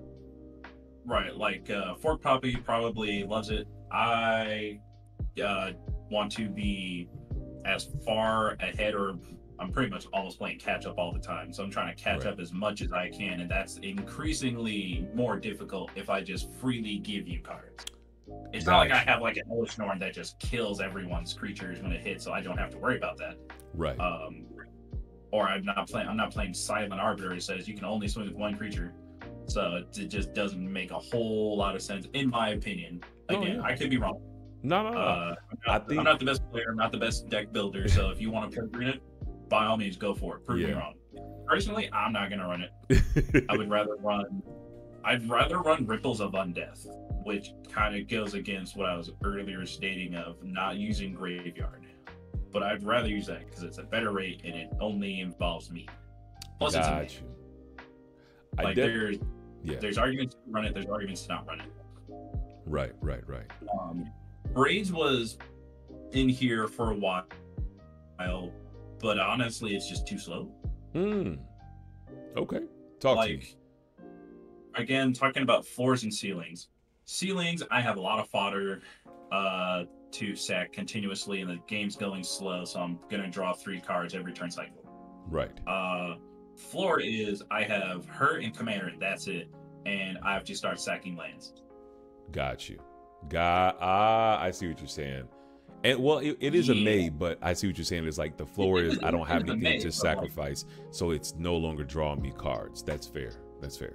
Yeah, it's like I mean, unless I'm getting flooded with lands, I probably it's bad. Like if I was Abzan and I was like probably if I was playing like Necrobloom. Got you. Like I'd probably run Rage because it's like cool, yeah, I'll sack a land, you can draw a bunch of cards, trigger Delve or trigger Dredge. It works in there, but like this is too slow and I cannot consistently guarantee that I'll have my commander out when I have Braids, or I'll have like a Bowmaster token every turn to sack to draw cards. And again, it's also on my end step, it's not on my upkeep. So I'm passing the turn already, and so I'll be getting those cards when it's not my turn, when I'd rather have those cards on my turn so I can try to win.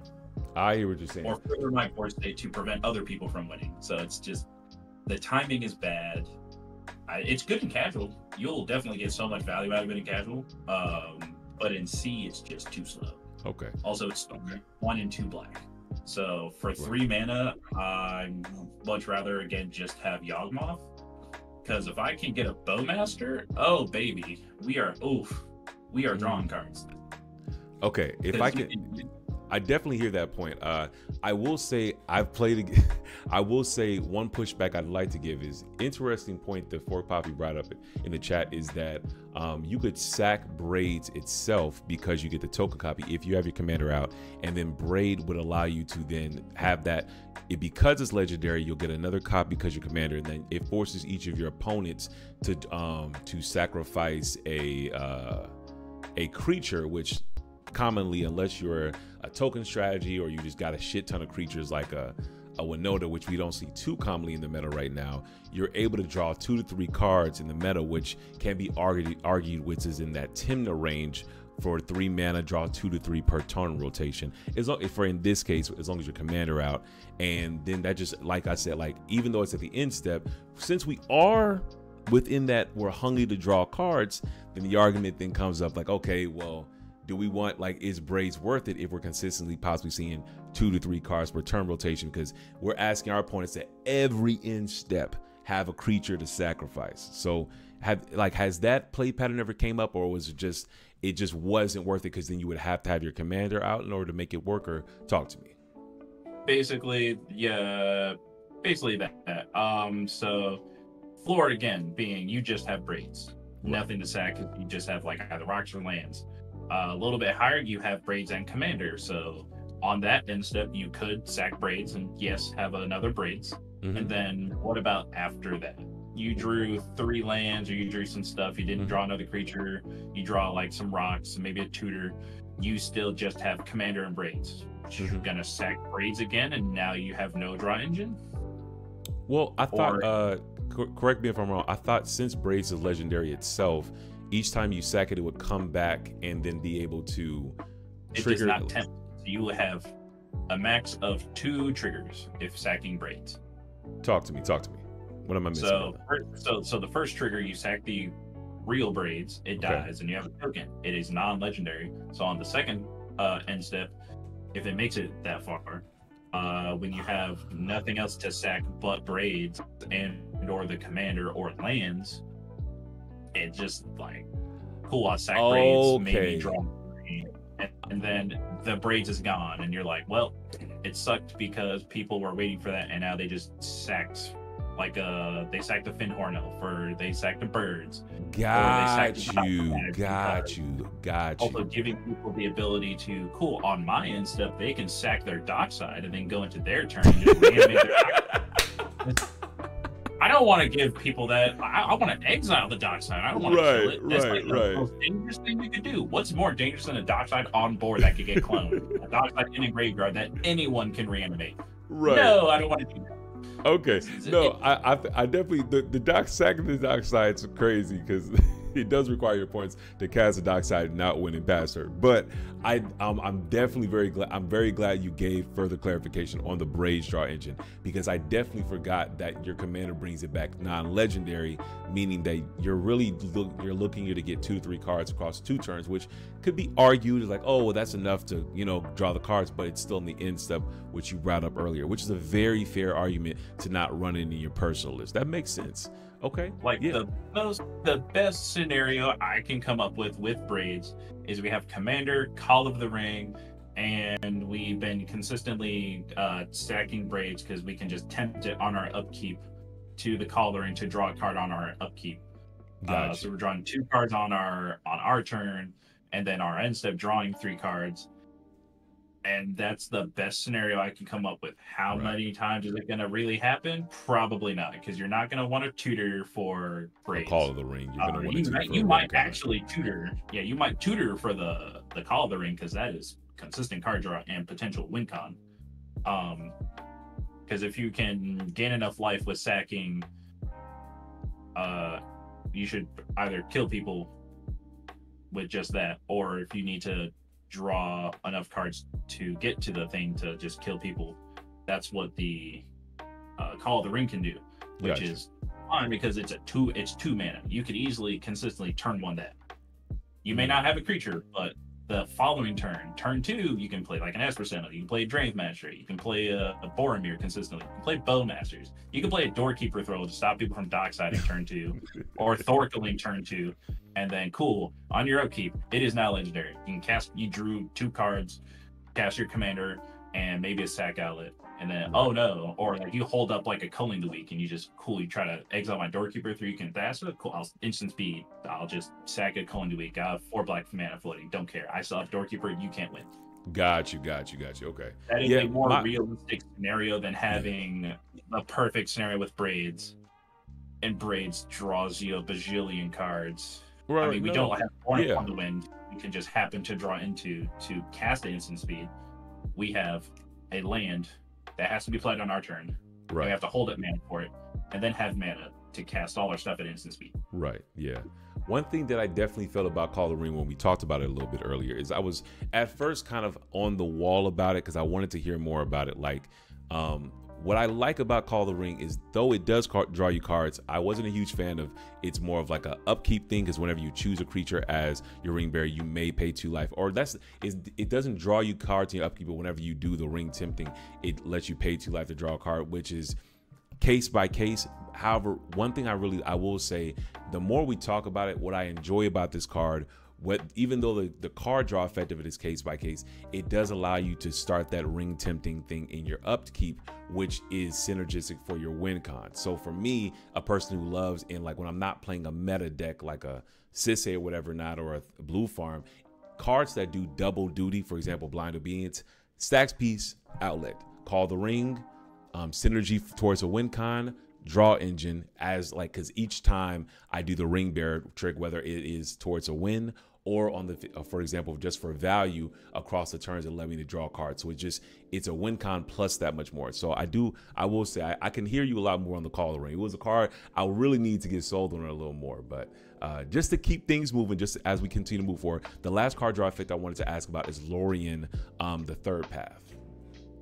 It is just too slow. I do see the benefits of being able to hit potentially 2 artifacts or enchantments to kill them, and the tap ability to draw and force a draw on the Thassa player is fair.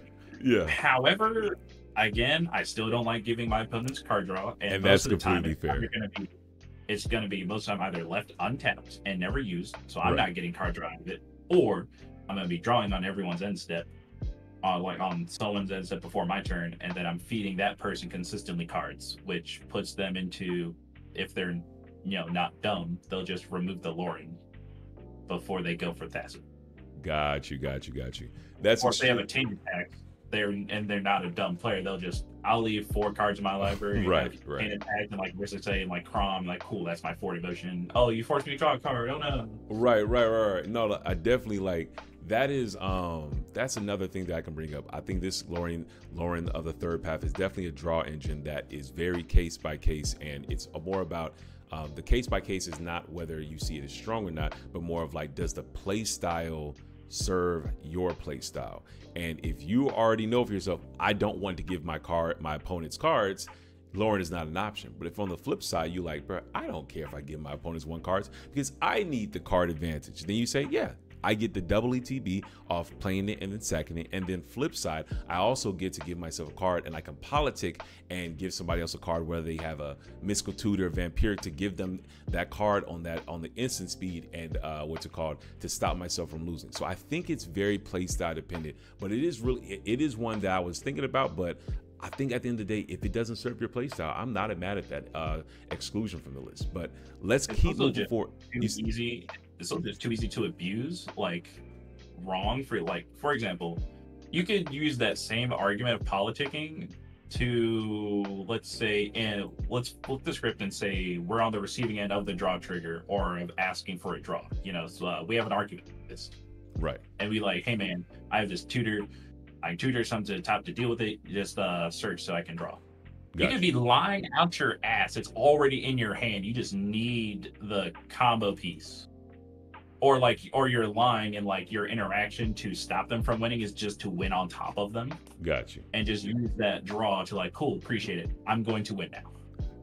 I'll say this. I think we need better lawyers, because one thing I do with people when I say, okay, please reveal the card, even if it's a vampire tutor, like if I let you tutor, will you reveal the card and show us that, make sure that it's a mind break trap or it's a force will.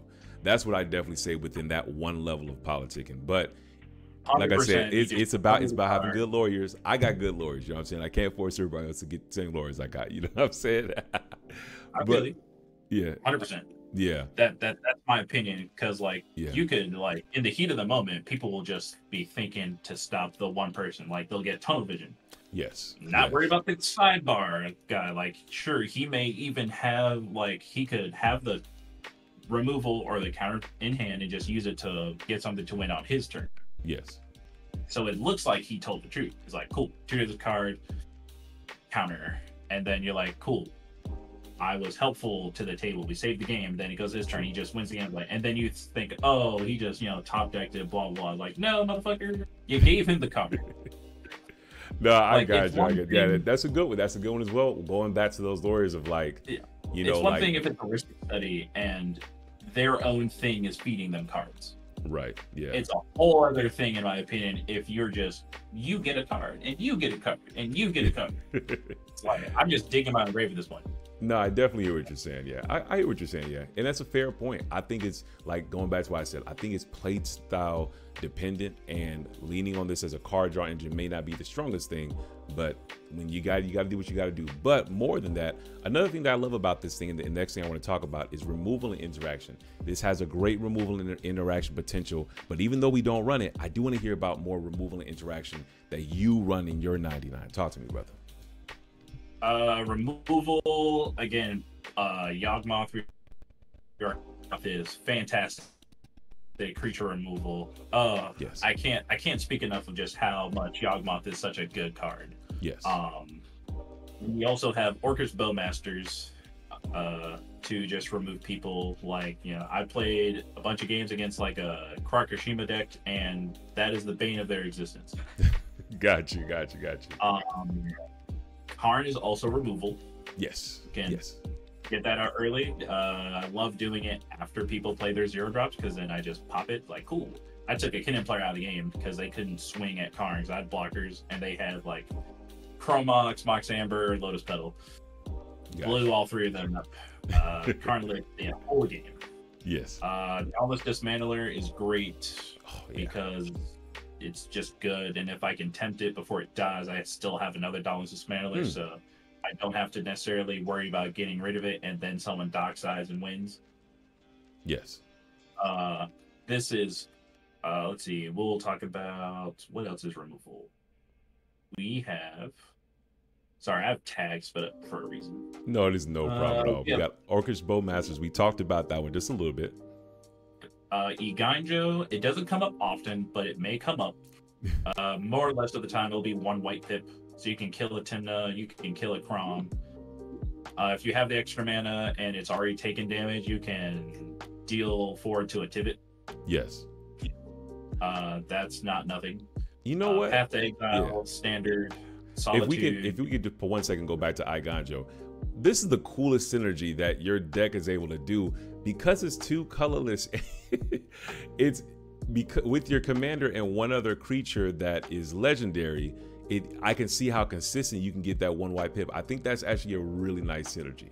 I'm not gonna lie, like I usually take Iganjo out of my white list because I'm like, this never happens, and even if I gotta pay 1 or 2 mana, I'd rather just run a Path or Swords. But I can see how you could consistently have that available to you to have the 1 white pip, because this deck is not a legendary matters, but being able to make your creatures legendary with the tempt ability is really like nice synergy with the Iganjo. But I noticed that's really cool. Continue, brother. Path to Exile, super standard. Not a lot of players run basic lands. Yes. Solitude is just very good flexible. If we get a lot of mana, we may not have a drain, but with a Sam, we could just exile everyone's creatures from the board. Yes. So that's that. Yes. Swords of Plowshare also just standard removal. Yep. Munich Massacre could be used as a pseudo board wipe. Yes. As long as we usually go sub 3, we don't really care. Gotcha. Most of the things we want to get rid of is like 2 CMC anyway, or 2 toughness. Like, I mean, we might need to get rid of a Drained Magistrate, but more times not, probably like a Doffy or it's a Op Agent. So doing it for 2 is fine. Gotcha. Touch the Spirit Realm is great, especially when you're playing against like a Kinnan. They have a Void Winnower. Yes. It's odd CMC anyway, so you can get rid of it permanently if you need to, or you can just channel it and get rid of it for your turn. Got you. Yes. I love touch so much. Yes, keep going, brother. Yeah. Witch Enchanter, new edition. I don't think it's a 4 CMC creature, but it does kill Rhystic Study. It is a creature spell. Yes. So it's harder to get countered. It blows something up, or at worst, it's a land. Yeah, and if bringing it back to the floor versus ceiling conversation. Right now, I've been playing Satya 8 for the Fletch Genius, new mono rights. The 3 I made a cEDH list. It's a lot of fun, very powerful. I love this card, and no matter how much I try to say, but it's 4 mana. The floor of just being a land is so often just like it's an untapped land for 3 life. It's so useful so often. I really love this card. If your list is leveraging making copies of things, which your commander is, it has like that non-bo factor of like, okay, if we have our our Doorkeeper Thrull out on the board, then we can't get the ETB. But like I said, in that case, it's just a land and we lose nothing from that. And I really love that this is such a powerful card. And the ceiling part is if we have Call of the Ring again in a sack, we can just, all right, cool, it's legendary, I'll sack it, blow up something else every turn, and have a consistent Timna blocker. It's like, cool, we're just gonna, all right, I'll kill your Rhystic Study, and then I'll kill your Rhystic Study. I'll kill your Basalt Monolith because I made it come in tapped. Boom, that's gone. Right. Cool, I'll flash in Sam, make this legendary. And in response to you casting Brain Freeze, I'll sack this Witch Enchanter and I'll kill your, what's it called? The Underworld Breach. Breach. Yeah, I can kill the Breach. Instant speed, which is like, it does what Lauren of the Third Path does at kind of a worse rate, but it doesn't feed other people. And it's a land for me, which half the time, we need mana anyway. So if I need a mana, I don't care. Which is actually really fun. That's such a... If you go ahead, brother. Play it as a creature... No, if you play as a creature and make it legendary, sack it, it goes to the yard. Right. Cast Sam, bring it back to your hand, and then play it as a land. Oh, wow. I like that synergy. I like that. I like that play line. I like that. It's mana intensive. It's mana intensive.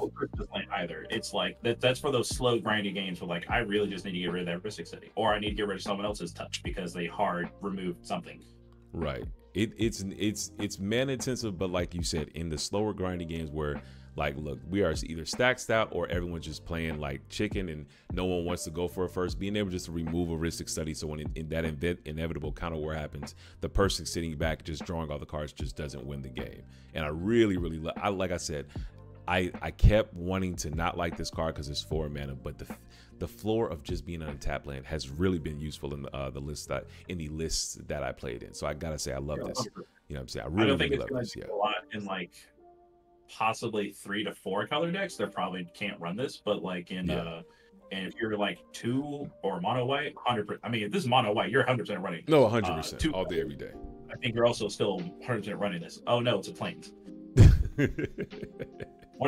Literally one of the half colors you need. So right, and even if I could just add this on for those 3 color lists, because I actually run this in a 3 color list.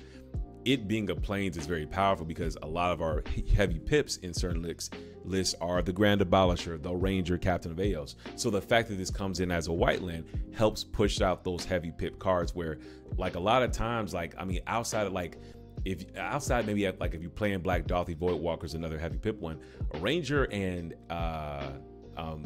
Grand Abolisher are usually the 2 heaviest pip cards in a lot of lists and that play white. So this being that white source that is just like, I'll play it as a land, it helps cast it, you lose nothing.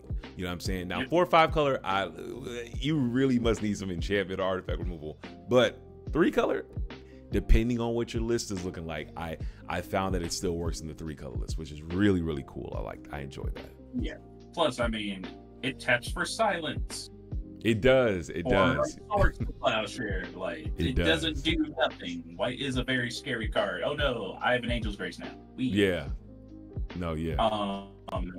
Yeah, so that's pretty much all the removal. Okay. There's not much else that can be said for removal. I'm double checking here. Yeah, no problem. There is something in the sideboard that I was considering. Okay. It is a new card, also from MH3, Abstruse Appropriation. I wanted to touch on this a little bit because I've been debating on putting it in. It feels like it could do a lot, but again, 4 mana is a hard rate to come by. Yeah, it's tough. It's tough. But like, it's instant speed. Yes, that's true. I can exile any non-land permanent. I can exile the One Ring. I can exile someone's Ristic Study. I can instant speed get rid of someone's Underworld Breach. Yeah. Like if I have a Karna, someone plays Value LED, cool, I just exile the LED. Right. And then I can use colorless mana as over any mana to cast the spell. So it's not like it does nothing. Right. So I can get rid of someone's Ristic Study, and then I can get the Ristic Study. Yeah. Or I can have your One Ring. Right. I can get rid of your Smothering Ties, and I'll have like 2 Smothering Ties. Like it doesn't do nothing, but I don't know if 4 mana is too much. Yeah, you hit it right on the nose. That's how I feel about it. Similar. I think 4 mana is really tough because at 4 mana you either want to be winning the game or having a value piece like Trouble in Pairs or Smothering Tide that's super powerful or like ridiculous. But that's the cool thing about this, because this is how you get the Smothering Tide, how you get the Ristic Study or whatever not. So I think it's worth a playtest only because you can get those powerful cards that are outside of your color combination, or that you basically, I don't want to call it a tutor, but it's basically, if someone else plays a Smothering Tide and you don't like it, all right, that's fine. I'm gonna exile the Smothering Tide, and I just used 4 mana to cast it, so I'll follow back up to play it. So I think it's worth a play test. It's just really tough for 4 mana. Just because you still have to cast the spell. Exactly. You still have to pay mana cost. Now, if it said you can cast without paying its mana cost. No. This is better at that point. Then we're talking Besiege. I love Besiege the Mirror, so this is Besiege the Mirror level at that point. If you can cast without if this card said exile something and you can cast it immediately without paying the mana cost, I feel like everybody will be running this in white and black. But it doesn't say that you have to recast it, and it's all. Yeah, you had to pay like 2 colorless mana as part of the cost to, and if you did, you can cast the spell without paying its mana by something. But it being essentially an 8 mana spell, because you're probably getting rid of a Ristic Study, Smothering Tithe, or maybe a fish, depending on the pod. You could get rid of a fish. Depending so on the pod, at 4, it's probably a 5-mana spell realistically. Yeah. And even you probably need to get rid of an Esper as well. Yeah. I mean, you can hit an Esper, but I mean, like, I have Esper. Esper doesn't necessarily draw you that many cards because they'll just pay for the first. Oh, I gotta push back on that. Nah. No. I have Esper because it does draw a lot of cards. Okay, I'm about to say, like, I don't know if you send there many cards is like a heuristic study. Right. I'm thinking. That's what I'm comparing it. Like, it doesn't draw that many cards comparatively. Okay, all right. I'm about to say, hold on now. Like, Esper's good now. Hold on now. No, but a 5-mana Esper definitely hit you there. Yeah. I mean, honestly, I'd rather just have a buff effect to make Esper Sentinel cost, like, they're going to pay 2 for Esper Sentinel. Right. Which is fair, yeah. I think it's worth the playtest. Do I think it may be a CEDH staple or even just an Orzhov staple? I don't know. I just think we got to playtest it. My initial gut is say 4 mana is too much, but I just think if so, I want to see somebody playtest it, because in the worst universe, we accidentally find a great removal spell because it's instant speed. If it was sorcery speed, I'd say fuck no, but it's instant speed. So hell yeah! If it was sorcery speed, I'd be like, nah, this is garbage. Casual.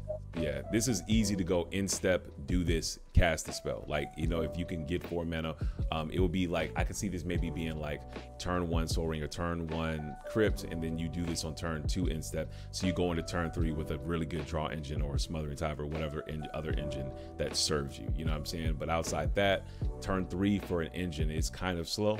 You know what I'm saying? Like 3 lands, and you don't see people keeping 3 lands in a Heuristic Study for a reason, because it's like, it's slow. You know what I'm saying? So I think it's just worth the thought. I think if you have Stax pieces as well, that turn 3 engine maybe, I think he's just got to play test it. I think you just got to play test it. I think that's the next card to play test. So yeah, but that's it for removal, and yeah. Okay. Well, since we've talked about ways to stop our other opponents, now we got to talk about ways to prevent our opponents from stopping us. So can we talk about our board protection and spell protection? We have Vexing Bauble and Boromir, okay. and what's this? Silence and Ranger Captain. That's pretty much it, because we don't care. That's one of the things that this deck kind of prides itself on. At least I pride myself on it, is that I don't care about removal. The deck wants to kill itself anyway. You're more or less just like helping me, or like, oh no. Right. Like, think of it like Deadpool's. Like, he will shoot his own self in the head. Right, to kill somebody else. If someone's to his left, he will put the gun to his right of his head and just shoot through his head to get to. I got you. Oh, 100%. Yeah, it's like, oh no. Like how? What can you really do to me aside from a Doffy? What can you do? And there's so much not necessarily recursion, but there's enough recursion, and there's so much redundancy. I will run you out of removal. Like, every single person at the table has to hyper focus me and have all of the right removal in order to say I can't win the game. Right. And 100%. How many times is that going to happen? Not enough. The most they'll have is they'll have a shit ton of counter spells, and that's to stop non-creatures. Right. 100%. Yeah, that's fair. Creature strategy. So it's like, oh no, you countered the Alter Dimension? Oh no, I'll cast Blasting Station. You counter that? Cool. I'll just have a sack outlet anyway and Bitter Ordeal. Right. Kind of bait, like, what can we do? Go ahead. Yeah. I'll bait you out with everything. Like, bait out the counter magic with the you stop this combo, I'll put this combo. You stop that combo, I'll put this combo, allowing you to running a higher density of combo outlets and combo pieces and duplicates of the same effect. You're able to just force your opponents to have it over and over and over. Gotcha. Yeah, as opposed to like, again, Blue Farm, you counter that breach, they're kind of like, fuck. All right, well, we have to try to find Thoracle, and now they know that's the only way I'm getting it. Or their goal is to like brain freeze a lot, meme betrayal. That meme betrayal gets countered. They're like, well, shit. Right. I hear you. They have like 3 ways of winning almost, and 3 effective ways, not to shit on them, but yeah, it is very effective, by the way, because we cannot take away the flowers. Blue Farm is Blue Farm, but I definitely hear what you're saying. When you break things down, if you can exile the Underworld Breach, the Thassa's or the Mnemonic Betrayal, the question comes up: how does the deck actually win the game? Yeah, you know what I'm saying? And it kind of doesn't. You know, like if you have anything that stops them from winning, which everything in this deck that stops people from winning the game stops Blue Farm from winning. Doorkeeper Thrull, they can't Oracle or Dockside. Draft Magistrate, they can't breach. Right. Grafdigger's Cage also can't breach. Right. Drawn on Linvala stops any kind of creature combo they would try to do. Right. I have protection with the One Ring. They can't brain freeze me. Right. So like it's they can't walk in Ballista if they have that. If I have shit out too, so it's like what can they do if I just say you can't do if you can't win? 100%, I hear that. And you've actually kind of tapped into the next thing I wanted to ask you about, Stax pieces. You've just brought up an amazing Stax piece like Drana Limvala. We've talked about Karn. We've talked about Bowmasters. We talked about all these amazing Stax pieces. But can you just quickly, one more time, just touch on the notable Stax pieces for this list? Sure. I have them labeled as hate. I give them that tag. Agatha's. Again, I like how does double duty. So Agatha's is a win con as well as hate piece for anyone else. I took someone else's, what's it called? Emil. I stole their Emil effect and used it to my benefit. Ooh. Which is funny. Blind Obedience stops them win con for me. Boromir stops them win con for me. Dauntless Dismantler draws cards with Tenna, and I can blow up treasures. Yep. Doorkeeper Thrull, I can play around it, and it just stops people from winning because they can't Dockside, they can't get protection from the One Ring, and they can't, what's it called? They can't Thoracle.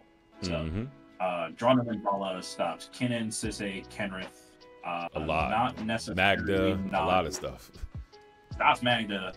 God, Magda is so aggravating because it's kind of like us. They just put in activation and win the game. Such a good deck. Such a good deck. Also stops time, I will say that. And it doesn't just stop them. We gain that ability. So if someone else say has an Emil, I now have an Emil. Or someone else I have Kenrith. I have Thrasios. Right. I can do all of these things. Which benefits me. You know, someone has a Ranger Captain. Oh, cool. They can't Ranger Captain now because I have this. I can Ranger Captain, and I can twice Ranger Captain because it's a legendary creature and I can sack it. Comes back as a non-legendary. Right. Drain's Magistrate. You can't realistically win the game with a Drain Effect. Right. Grafdigger's Cage. Again, unless you're hard just Thorkling, good luck. Right. Kambal, it prevents people from wanting to gain that incremental value. Like every time they make like a Smothering Tide, I also get the Smothering Tide, but people die for it. Right. So it's like I may not get as many treasures, but if you make a bunch of tokens en masse, I can do stuff. What's really funny is I can also copy someone's Dualcaster Mage copy. Yes. Which is funny. Right. So then they can't kill me. Because so I will explain it. So I've Kambal, they Twin Flame Dualcaster. Right. They make a copy of Dualcaster. That's their token. I make the token as well, and I'm also copying the whatever copy spell. Cool. Now I can make those copies, and I just kill them. Wait, so what are you using to get a copy? The copy spell? Kambal. So if they try to Dualcaster Twin Flame, yes, they will cast something. They'll cast Twin Flame targeting something. Hold priority, cast Dualcaster Mage. Okay. Copying the Twin Flame. They'll make a copy of Dualcaster. Yes. I will make that same token, and I will use it to copy their Twin Flame. And now mine goes on the stack, and then I can just kill them. Because now I'm making infinite Dualcaster tokens and they just die. Oh, especially. Oh, wait, I get it. So what? Okay, that's very interesting. All right, y'all, this is cool as fuck. So how it works is, okay, so once they make a copy of Dualcaster Mage, ETB, you copy the Twin Flame, so then you make infinite tokens because you can do your Dualcaster Twin Flame, and because of Kamal's second ability. Every time a token enters the battlefield under your control, each opponent loses 1 life. You gain 1 life. You gain infinite life. They lose infinite life. So in response, before they're able to even go to combat, you're able to win. That's hilarious. Oh, yep, you can do the same thing with Saw in Half if they try that too. Wow, that's fucking hilarious. Oh, wow. All right, keep going. Yeah, go ahead, brother. Yeah, that's good. So that's another form of hate. Again, it incentivizes Tibet players to not play Tibet because they're like, ooh, we're all going to take 5. Right. And then you have treasures and clones too. So, so that's another reason why I love Kambal. Karn, I don't think I need to really explain Karn. No, you good. Yeah, Karn is self-explanatory. Yeah. Op agent also very self-explanatory. However, I will say, if people did not know, you control the player while they search, so you get to look at their hand and reveal information if you want to. Exactly. So that is something to remember when you're playing in higher level games. You get to actually look at their hand. It's basically a get pro. Yes, and you skill it. Orcus Bowmaster is a great card that's been dominating since it came out. Yes. Ranger Captain is great because it's a combo piece as well. It's a tutor. We have 4 targets for it. Already talked about it. We talked about stacks now. We talked about slowing down the table. So let's talk about how we speed ourselves up. Show me this rent package we got, brother. All right. So basic stuff usually: Ancient Tomb, Cave of Koilos, City of Brass, Command Tower. Phyrexian Tower, I will say, is potential combo. Okay. Because this is already up to $50. Cool. I have the Dracula's Tomb. I did not know it was worth that much. Honestly, I got it for like $10. Ooh. So so Dracula's Tomb. If you need, so I was speaking much earlier about being able to win with state-based actions. Yes. You need to be able to kill Sam or Golem at least once. Got you. And if you cannot get a stack outlet, Phyrexian Tower is a great substitute. Got you. Because you just need it to die once. Yes. And then you can just cast it at instant speed or cast Golem from the grave because it taps for 2. So you can cast Golem, sack Golem for 2 black, use a black to sack the token, put him back in hand, and then 1 more mana, recast Golem, everyone dies. Got you. 100%. That makes sense. Okay. And that when you probably cast, that's probably your second spell that turn. So, got you. Because you probably have set up earlier with like maybe value Zulapur, value Kambal, something like that. And then even if you can have like a Culling the Weak, but you save that for as your last resort stack, because even if it gets countered or exiled with Library Trap, as an additional cost to cast, you have to sack anything. Got you. That makes sense. Got you. So that can also use it. So that's Phyrexian Tower. Egaindra, we've already talked about that. Mm-hmm. 4, it's a land. Ceiling, 1 mana kill prom. Or 2. Yeah, 100%. And before we switch to land bases, are there any other ramp pieces that we can we touch on? Oh, ramp. I thought you said ramp. No, ramp. Yeah, ramp. Like Smothering Tide, for example, amazing ramp piece that we can cheat out as early as turn 1 with maybe the gas. But keep talking to me about some more ramp pieces. Yeah. Kambal technically counts as ramp. Okay. Because people make tokens. Lotho, fantastic. Yes. 2 mana. It's a legendary. We can kill it. We can get it back with Sam. Have 2 Lothos. Yes. That hasn't been terrible. Shilgengar, I want to say it's not ramp, but it can get us to ramp. Okay. Smothering Tithe, of course. Warren Soul Trader makes quick work of ramp if you have like a Bowmasters and someone has a draw engine that quickly turns into like a painful Smothering Tithe. Got you. Because you can, with the draw trigger on the stack, you can get sack your existing token for a treasure and then make another token. Cool. Then of course we have Lotus Petal. Can make infinite mana with Sam. Relic of Legends is MVP as far as ramp goes. Yep. That is all of the ramp right there. Cool. And of course I'm seeing basically Yeah, and I'm also seeing a pretty standard artifact package, which looks good. Like Soul Ring and all that fun spell with like. Say that again, brother. Yeah, this Arcane Signet. Yeah, so with our commander out, it's essentially a 1-mana spell. It costs 3, but it taps for 2. Because it taps for mana and our commander taps for mana. Relic of Legends. Yes, 100%, yes. I love that. Yeah, it is a powerhouse fantastic card. I love how no one counters it. I'm one of those people that politics the table. I tell the table all the time, y'all got to counter this, and they'll be like, why? Like, because it's a combo piece. Because every deck that plays it combos with it. Sisay, Dargo decks, this deck. I'm like, it's a combo piece. So unless you can spot remove it, you have to counter this on the stack. And they're like, yeah. And then after the game, we'll have the post game conversation. Yeah, I was gonna win if that relic resolved. I was like, I told you.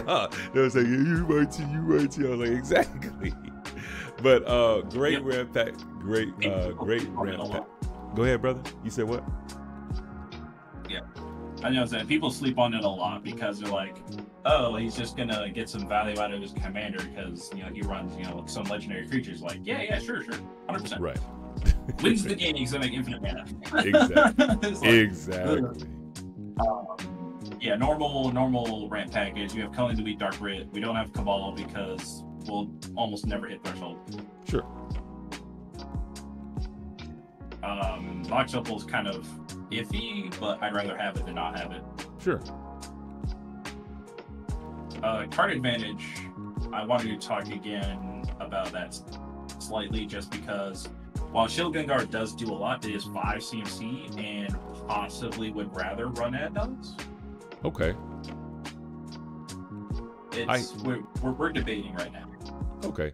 I saw in your previous list that you were running it and you chose to get off it. So yeah, it's okay. I mean, you can't argue with just mass card advantage. Right. And at 5 mana, it's a decent rate, especially if you haven't used all of your free rocks. If they're still in the deck, then possibly you'll hit it. As well as the deck half the time just needs 1 to 2 pieces that are very low CMC to get there. Got you. That makes sense. Yeah. I've also just consistently run without it, so that's why it's still debatable whether or not I need it. No, 100%. Yeah, like I mean, all the times I've top 16'd, I did not run add-ons. I hear that. That makes sense. Yeah, it's a divisive card because the minute your opponents know you're on it, you're going to get hated on a lot just for your life total, and that forces you to have to play more aggressively because now your life total is depleting faster than you may have strategically planned for prior to the list. So that's why I personally don't play any ad-nos lists because it forces me to play patterns versus me saying I don't play ad-nos, Necro, Bullet, Citadel. No, like if you hit me is literally maybe because I'm drawing a lot of cards, or your deck needs like to draw cards from combat damage like Tim does. So I completely understand that, bro. Yeah. So yeah. Like the most I like that I don't have to use my life total. The most thing that I use my life total is Warren Soul Trader or Yawgmoth. I mean, it's gotten tight with Yawgmoth. I went down to 1 life. I went down to 1 life with that, and I still won. But needless to say, it can get there, and not having to use life total has helped so much because there's so little life gain technically in the deck, as opposed to combo pieces that we can't politic our way out of Azulaport. It's like someone saying, I'm just going to value Thoracle. Right. Nah. If you're in Dimir, you're casting Thoracle to win the game, bro. Right. I mean, unless it's been like a hard game and you're legit have no more mana open and you're just value casting it. But that's because you have a backup. Like, I gotta find it because I have this clone in hand. So. Right. Yeah. I hear that. Like, we're not stupid here.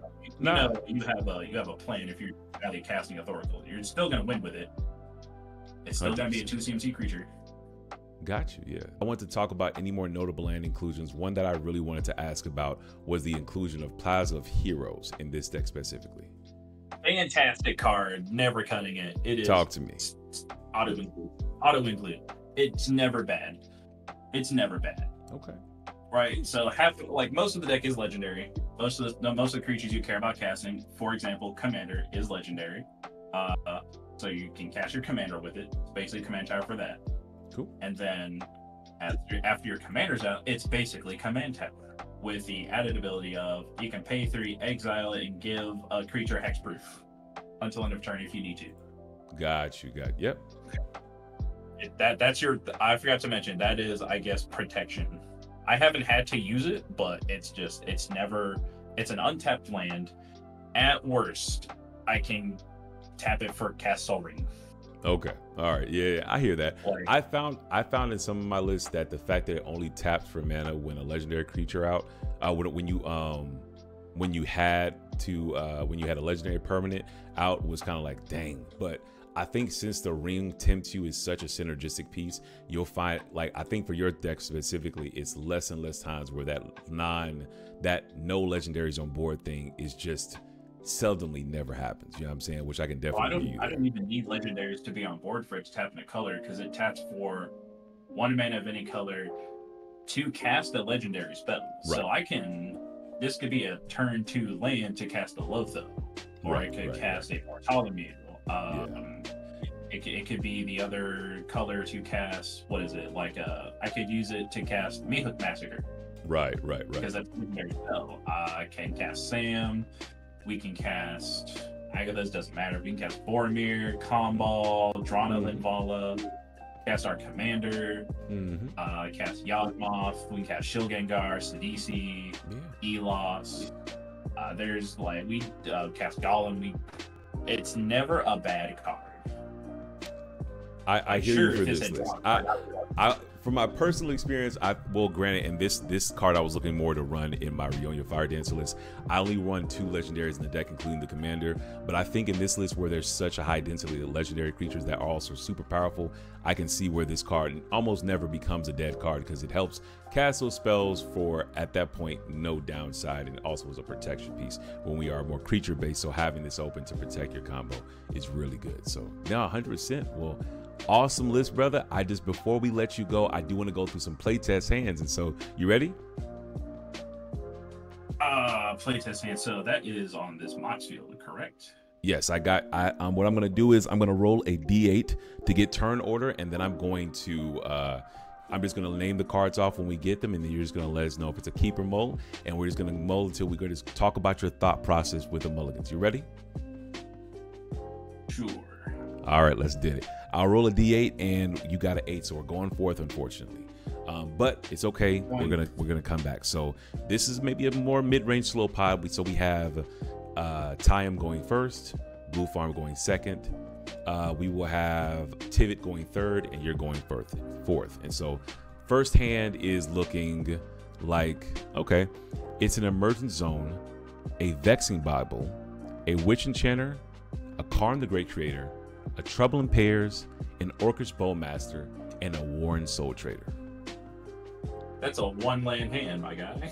2 lands with the Witch Enchanter, but it's not pushing out 2 of the cards in our hand.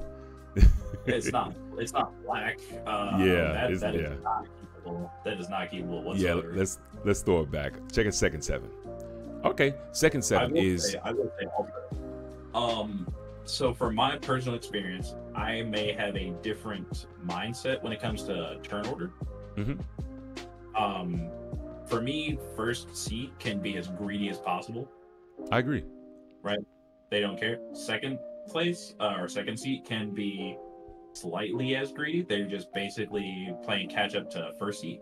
Third seat is worst seat, because you can more or less never really catch up to 2 other people who are playing greedy as hell, and then also have to watch out for the 4th seat, which in my opinion can be just as greedy as first seat, because you are last. You are trying to catch up to 3 other people. It is not your job to play police, because you're dead last anyway. You're trying to catch up or go ahead. So I'll say that as a disclaimer before giving my opinions on further hands.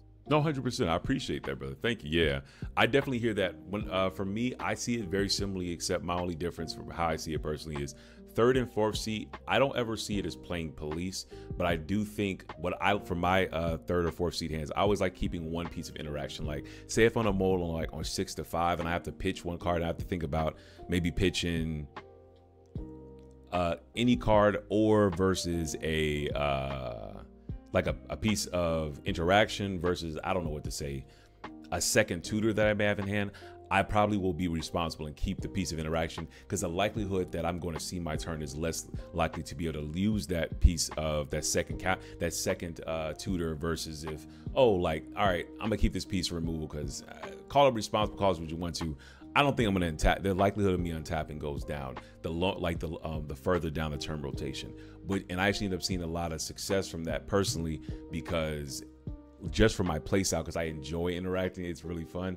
It really like serves me just to be like, okay, I kept this one piece of removal. That was the perfect piece needed to stop player 1 and 2's win attempt. By the time it comes back and comes around to me, I'm able to do the action of winning after them. But I think both schools and trains of thought is useful. You just, both comes with a price. Like if you throw the tutor away in that example that I gave, you're kind of like, you're not playing, like you're left where now you have to work longer and harder to get those combo pieces to hand. But if you throw the interactive piece away, on the flip side, now you're kind of left there like, oh shit, I had a Swords of Plowshare in my hand and they're doing a Godo combo, whatever the fuck combo, and I can't stop this now. You know what I'm saying? Right. So I think it depends on like color pairing and deck archetype. Yeah, huge.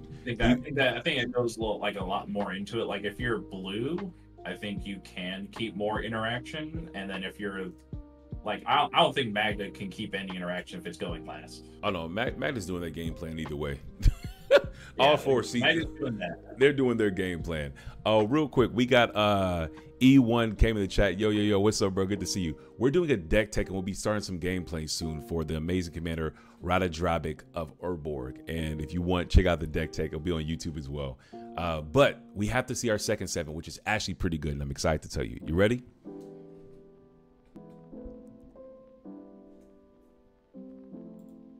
You there, bro? Yep. All right, here's the second 7. We have Shadowy Backstreet, Verdant Catacombs, Chrome Mox, Vexing Bauble, Soul Ring, Wishclaw Talisman, and Timna the Weaver. Ah, that is spicy. I just hate that Shadowy's in hand. Yeah, that is true. That's true.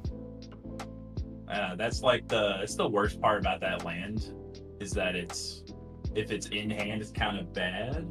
Yeah. Let's see. So you said you had Verdant Catacomb, Shadowy Backstreet, Soul Ring, Chromox, Vexing Bauble, Wishclaw Talisman, and Timna the Weaver. So you can turn 2 Timna? Yes. You can turn 1 the Bauble and the Chromox, or you could Chromox Timna to turn 1 Bauble and Wishclaw. Yeah. It depends. I think, well, go ahead. You talk to me first. What are you thinking, brother? It's almost capable just because you have 2 lands in hand and a Soul Ring, so you could realistically turn. I mean, depending on what you draw. If you draw another land, then you could turn 2 Commander. Right. Possibly keep Timna, depending on what you pitch to Chromox. Right. I think that's probably worth keeping. If we don't get another land, might just have to pitch. Depending on what we get to draw, might have to pitch the Timna. Yeah. Or Wishclaw. Like, is it better to have card draw or to just tutor for a win? Right. Well, the Wishclaw unfortunately can't get pitched to Chromox because of the artifact ability. But I agree with you on the point before. I really think that I think it's all about the top deck. I'm willing to gamble on this hand. I'd be willing to gamble on this hand of like, all right, in the worst universe, I'm pushing out a Vexing Bauble. 4th seat's not the best, but pushing out a Vexing Bauble on seat 4. I can push out a Wishclaw Talisman and get push out a Wishclaw Talisman on turn 1, Commander turn 2, and then depending on my top deck, either I get another black or white spell to pitch the Chromox, or okay, unfortunately, I gotta pitch the Timna, but I'll have the Shadowy Backstreet to skip any bad cards. I can surveil some to the graveyard if the next draw is just a dead card and it doesn't get me closer to my win. So, see, that's what I would do. Is if we, depending on the top deck, you pitch the Timna to the Chromox, play the Soul Ring and the Bauble off of the Soul Ring, and then play Backstreet as land for turn. Say that very last part one more time, brother. So pitch, depending on top deck, pitch Tymna or the top deck card to Chrome Mox. Play Soul Ring off of Chrome Mox. Play the Bauble off of Soul Ring, and then play Shadowy Backstreet as land for turn. So you have basically a time walk. You can see what your next card is. Ah, I like that. Yeah. I definitely like that. Yeah. And then you don't have to worry about any other tapped lands. You have to worry about, I should have played the Shadowy Backstreet early because that's the best time to play tapped lands. I agree. As opposed to late game when you really need that untapped mana. Right. I agree 100%. The only awkward thing I can see about this hand is like I love Vexing Bauble, but it forcing you to play the Chrome Mox before it on turn one kind of like I would usually want to hold the Chrome Mox, but since Vexing Bauble basically would counter your own Chrome Mox, it's kind of like you gotta drop the Chrome Mox before you drop the Vexing Bauble, which is still such a great Stax piece. Yeah. It also depends on like how many 0-drops have already been out. Like if it's just like a mana crypt, someone played maybe Loadspell already killed it. If there's still a good amount of 0-drop already in the deck still, like for your opponents, then yeah, you play that Bauble. Either way, I think yeah, unless you think there's like a rock side that's gonna win through a Bauble or some turbo deck's gonna win through a Bauble, like someone turboed out of hand, smashed it, and they're about to win. You could tell they're gonna win on turn 2. There's never really time not to cast the Bauble, and especially if you have a mana you can you can hold up to crack it in case someone needs to hold up their free interaction. So the earlier the better, I say. I agree. All right, well that's our first hand. Let's go check out our second. But let's go see what our first draw is for this hand. Oh, it's a great one. It is the Del Presidio. So this is great. You get to keep the Tymna. Do we keep Tymna? Because I don't know. What do you think? Honestly, I think we just pitch Tymna because he's a combo piece, and then we have Wishclaw to get the other combo piece. Oh, so turn 3 win? Question mark. With the tutor on the stack, you can sack the Wishclaw to Bartholomew before you give to somebody, and then tutor, and then get Sam, cast Sam, get back Wishclaw. Bartholomew says sack an artifact. Plus, it lets us, if we don't have the mana to sack the Bauble, we can, and we need other people to interact. We need them to cast the free spell. We can then sack the Bauble to Bartholomew to open that up. Right. So I think we just pitched him. Yeah, as much as I know the blue farm players and the other players like, oh no, Tymna's so good. I mean, but I would rather win the game than just draw. The fact that you top decked one piece of the combo piece and have a tutor in hand, you don't need the Tymna to draw any more cards because you have a Stax piece as well to slow things down as well. So at that point, I agree with that assessment. Yeah, great top deck. All right, well, let's do our second 7. The second 7 is, let's see, not second 7, but the second hand would be you roll the 6, so we're going third. Let's say Kennan's going first. We're going to spice things up. Let's say Nadu's going first, okay? We'll say Roxai's going for second. You're going third. And once again, Blue Farm all day. We'll actually say Sisei's going fourth. So we have Nadu, Roxai, you, and then Sisei, okay? And our first 7 is Emergence Zone, Mana Vault, Blasting Station, Touch the Spirit Realm, Mengar the Diplomat, Necropotence, and Tymna the Weaver. Goddamn, that's a lot of colorless mana. Yeah. If we had an Urborg or like maybe like another land in Dark Ritual, I would 100% have kept that because you could just Emergent Zone, cast the Mana Ball, cast the Necropotence, go down a little bit, hold up the,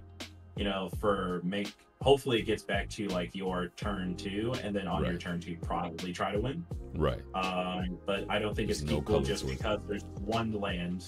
And I mean, it'd be great if there was more lands and like a combo piece, but like with just the Blasting Station, and then you're tapping the Mana Vault, which is your major mana source at that point. Right. You're just leaving yourself open to do nothing the whole game. I agree. Yeah. No, 100%. I agree. Yeah, let's throw this one back. Let's see a second 7. That okay? Sure. All right, let's see a second 7. Ooh, okay. Starting off, it's a Plains, Scrubland, Grafdigger's Cage, Dranith Magistrate, Touch the Spirit Realm, Trouble in Pairs, and Gravecrawler. I think we keep that. Okay. I don't even care about the Nombo with the Gravecrawler Grafdiggers. There's a Sissy at the table. There's a Rogside, and then we have Drain Mastery and Grafdiggers. Oh hell yeah, we jammed that Grafdiggers. 100%. So we go turn 1 Grafdiggers, turn 2 Dranith. That gets in, but since Sissy is going fourth, that at least stops Sissy. Hopefully Grafdigger stops the Rockside for sure. Yeah, off the rock side, maybe trying to do breach things. Of course they can still do Naus and the Thassa's consultation, but what were you gonna do either way? You know what I'm saying? Right. And then the actually stops the Nadu as well, like unless they get out Nadu turn 2, which would be under our Dranith. But yeah, it at least if this is a game plan towards something, because say if Nadu does get pushed out, you can always choose to hold to touch the Spirit Realm up to if their turn 1 land is a Urza Saga, when they go to their turn 3 and get their Shuko, you can touch it in response to them trying to equip it to buy yourself another turn, and you all, the table together, can find more interaction if that is another line you wanted to go for. Yeah, or even if they get out the early Nadu playing the Draenith and everyone else is under the Draenith, it incentivizes them to kill Nadu, which they're going to want to kill anyway. So then Nadu will go back under Draenith, and you'll be like sitting pretty with the Draenith, the Grafdiggers. 2 decks are almost shut off entirely, and then there's 3 lands already in hand. Yeah. What was there was 3 lands. 2 lands, so Plains and Scrubland, Grafdigger's Cage, Dranith, Touch the Spirit Realm, Trouble in Pairs, and Gravecrawler. Yeah, and then you probably, if you don't get more lands at turn 3, play Gravecrawler for value, because you can sack it to a Culling the Week. Sure. They're gonna be like, why are we playing this? There's a Grafdigger's Cage. I don't care. It's a sackable creature to a ritual, which is what I'd rather have than I cast my commander and then I draw into a Culling the Week and I have nothing else to cast. Right. I have nothing else other than the commander, so at that point that would be a card. But with the Gravecrawler, we have an option, and then we have Trouble in Pairs too if we draw more cards, which this will stall out the game long enough, in my opinion, to where we can draw cards. Sure.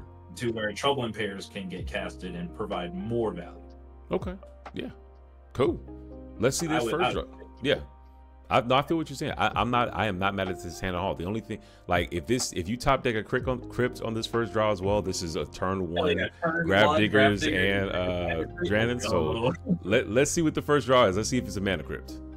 It's a Bloodstained Mire, but still, it's that's the 3rd land, and so it depends on how explosive Nadu's and Roxide's opening hand is. Going against Roxide is a little scary, but we do have the Grafdiggers and the Dranith to try to do something. So we just have to hope to get to turn 3, which is we're playing against Roxide. What you gonna do? You know what I'm saying? So with that said, those are the next draw. Go ahead, Brad. Yeah, but depending on the next draws, you would probably play the Bloodstained Mire turn 3. Got you. To, if you did not draw it, tutor for the Shadowy Backstreet. Because we have a turn 2 play with the Draenith, we want the untapped mana to be able to, cast the Draenith. I mean, it depends on if we get free rocks in between that. Like if the next draw is like a Mana Crypt, sure, cast Mana Crypt, use the mana to cast the Draenith, and then use the Bloodstain to get the Shadowy Backstreet. Right. But do the plays first. That is always the safer option. 100%. No, yeah, I definitely feel you there. Saving that for the fetch land for the surveil land is tough, because if you fall under opposition agent, it sucks. But at the same time, it's like, nah, like this helps. That is in my way, my quote unquote card advantage, because now I get to skip 1 card that may have been a dead card towards me and gets me closer to the card I need in order to get towards my own win. So that makes 100% sense. Even better if the top card is a Golem, because then his activated ability gets around Grafdiggers, because you're not casting, you're just putting it to hand to activate an ability. Right. So that with Gravecrawler already in hand, you have a sack to get it back in hand, and then boom, you're like a third of the way from winning the game at that point. Right. Got you. Okay. Man, well, I just want to say thank you so much, Psycho, for coming on for this amazing deck tech. I'm looking forward to the gameplay, but before we get off, I want to ask, is there any other closing remarks that you would love to touch on and let people know why they should give Ratadrabik of Urborg a go in cEDH? Why to give it a go is because you will probably be one of the most original decks at the table. Like Stella Lee and Nadu with the sheer speed and with how quickly just the whole community as a collective just agreed that it was a cEDH deck. Right. Didn't really give people any, you know, room to, you know, be original. Like, oh, I came up with an idea. Right. Well, they're just like, oh, cool. Is it Storm? Cool. Nadu basically Kinnan 2.0, right? Yeah. So you will be able to circumvent a lot of other people's hate pieces, because a lot of their hate pieces don't stop you. The only thing that really stops you is like a first totem. Right. But that's what Witch Enchanter's for. You know, we have tutors exactly. for that. So like if you don't like playing blue and you're just tired of the constant Thassoman, I think this is a deck that can offer a lot of people a breath of fresh air. I would say. You still get to do cool things. You get to do stuff that other people don't get to do. You get to utilize cards that other people don't get to play. Yeah. And you play at a pace that other people kind of can't, because this can go turbo. Like if you get, I've won turn 2 a few times with this deck just because my top decks and my first 7 were like the god hand. It was mana and a combo piece, and then I top decked the other combo piece. I was like, cool. I'll turn 1 commander, turn 2 blasting station, and hold up, wait for interaction, cast Sam in response to someone, and then win the game. You all die. Or you can, you know, play a value Ashnod's Altar, and no one's gonna suspect anything, and then you just cast the salmon on someone's draw trigger, and they cool. Right. You die. You have no cards in the library, and then you just do that in response to everyone else, and then you win. Right. It's effective. Yeah. And you can keep it going. I will say you can also keep going above the stack, so it's kind of in the same realm as like Sisse or Stelly or Tyam, where you get around a lot of the casts, you know, feeding Ristic Study or feeding Crom or anything like that. You don't necessarily feed a whole lot of draws. You get around your stuff being countered because one, it's either creatures or you're not casting a spell at that point. You're just activating an ability, and then people are dying from it. So I don't know. I like that. I like not playing blues. I feel like it makes me think harder and forces me to be a better player. I don't have it does. I made a mistake, counter spell. Right. Hot take: blue players are not the smartest, or as smart as they think they are. I'm not trying to shit on blue players, but like I feel like they're not as smart as they lead other people to believe.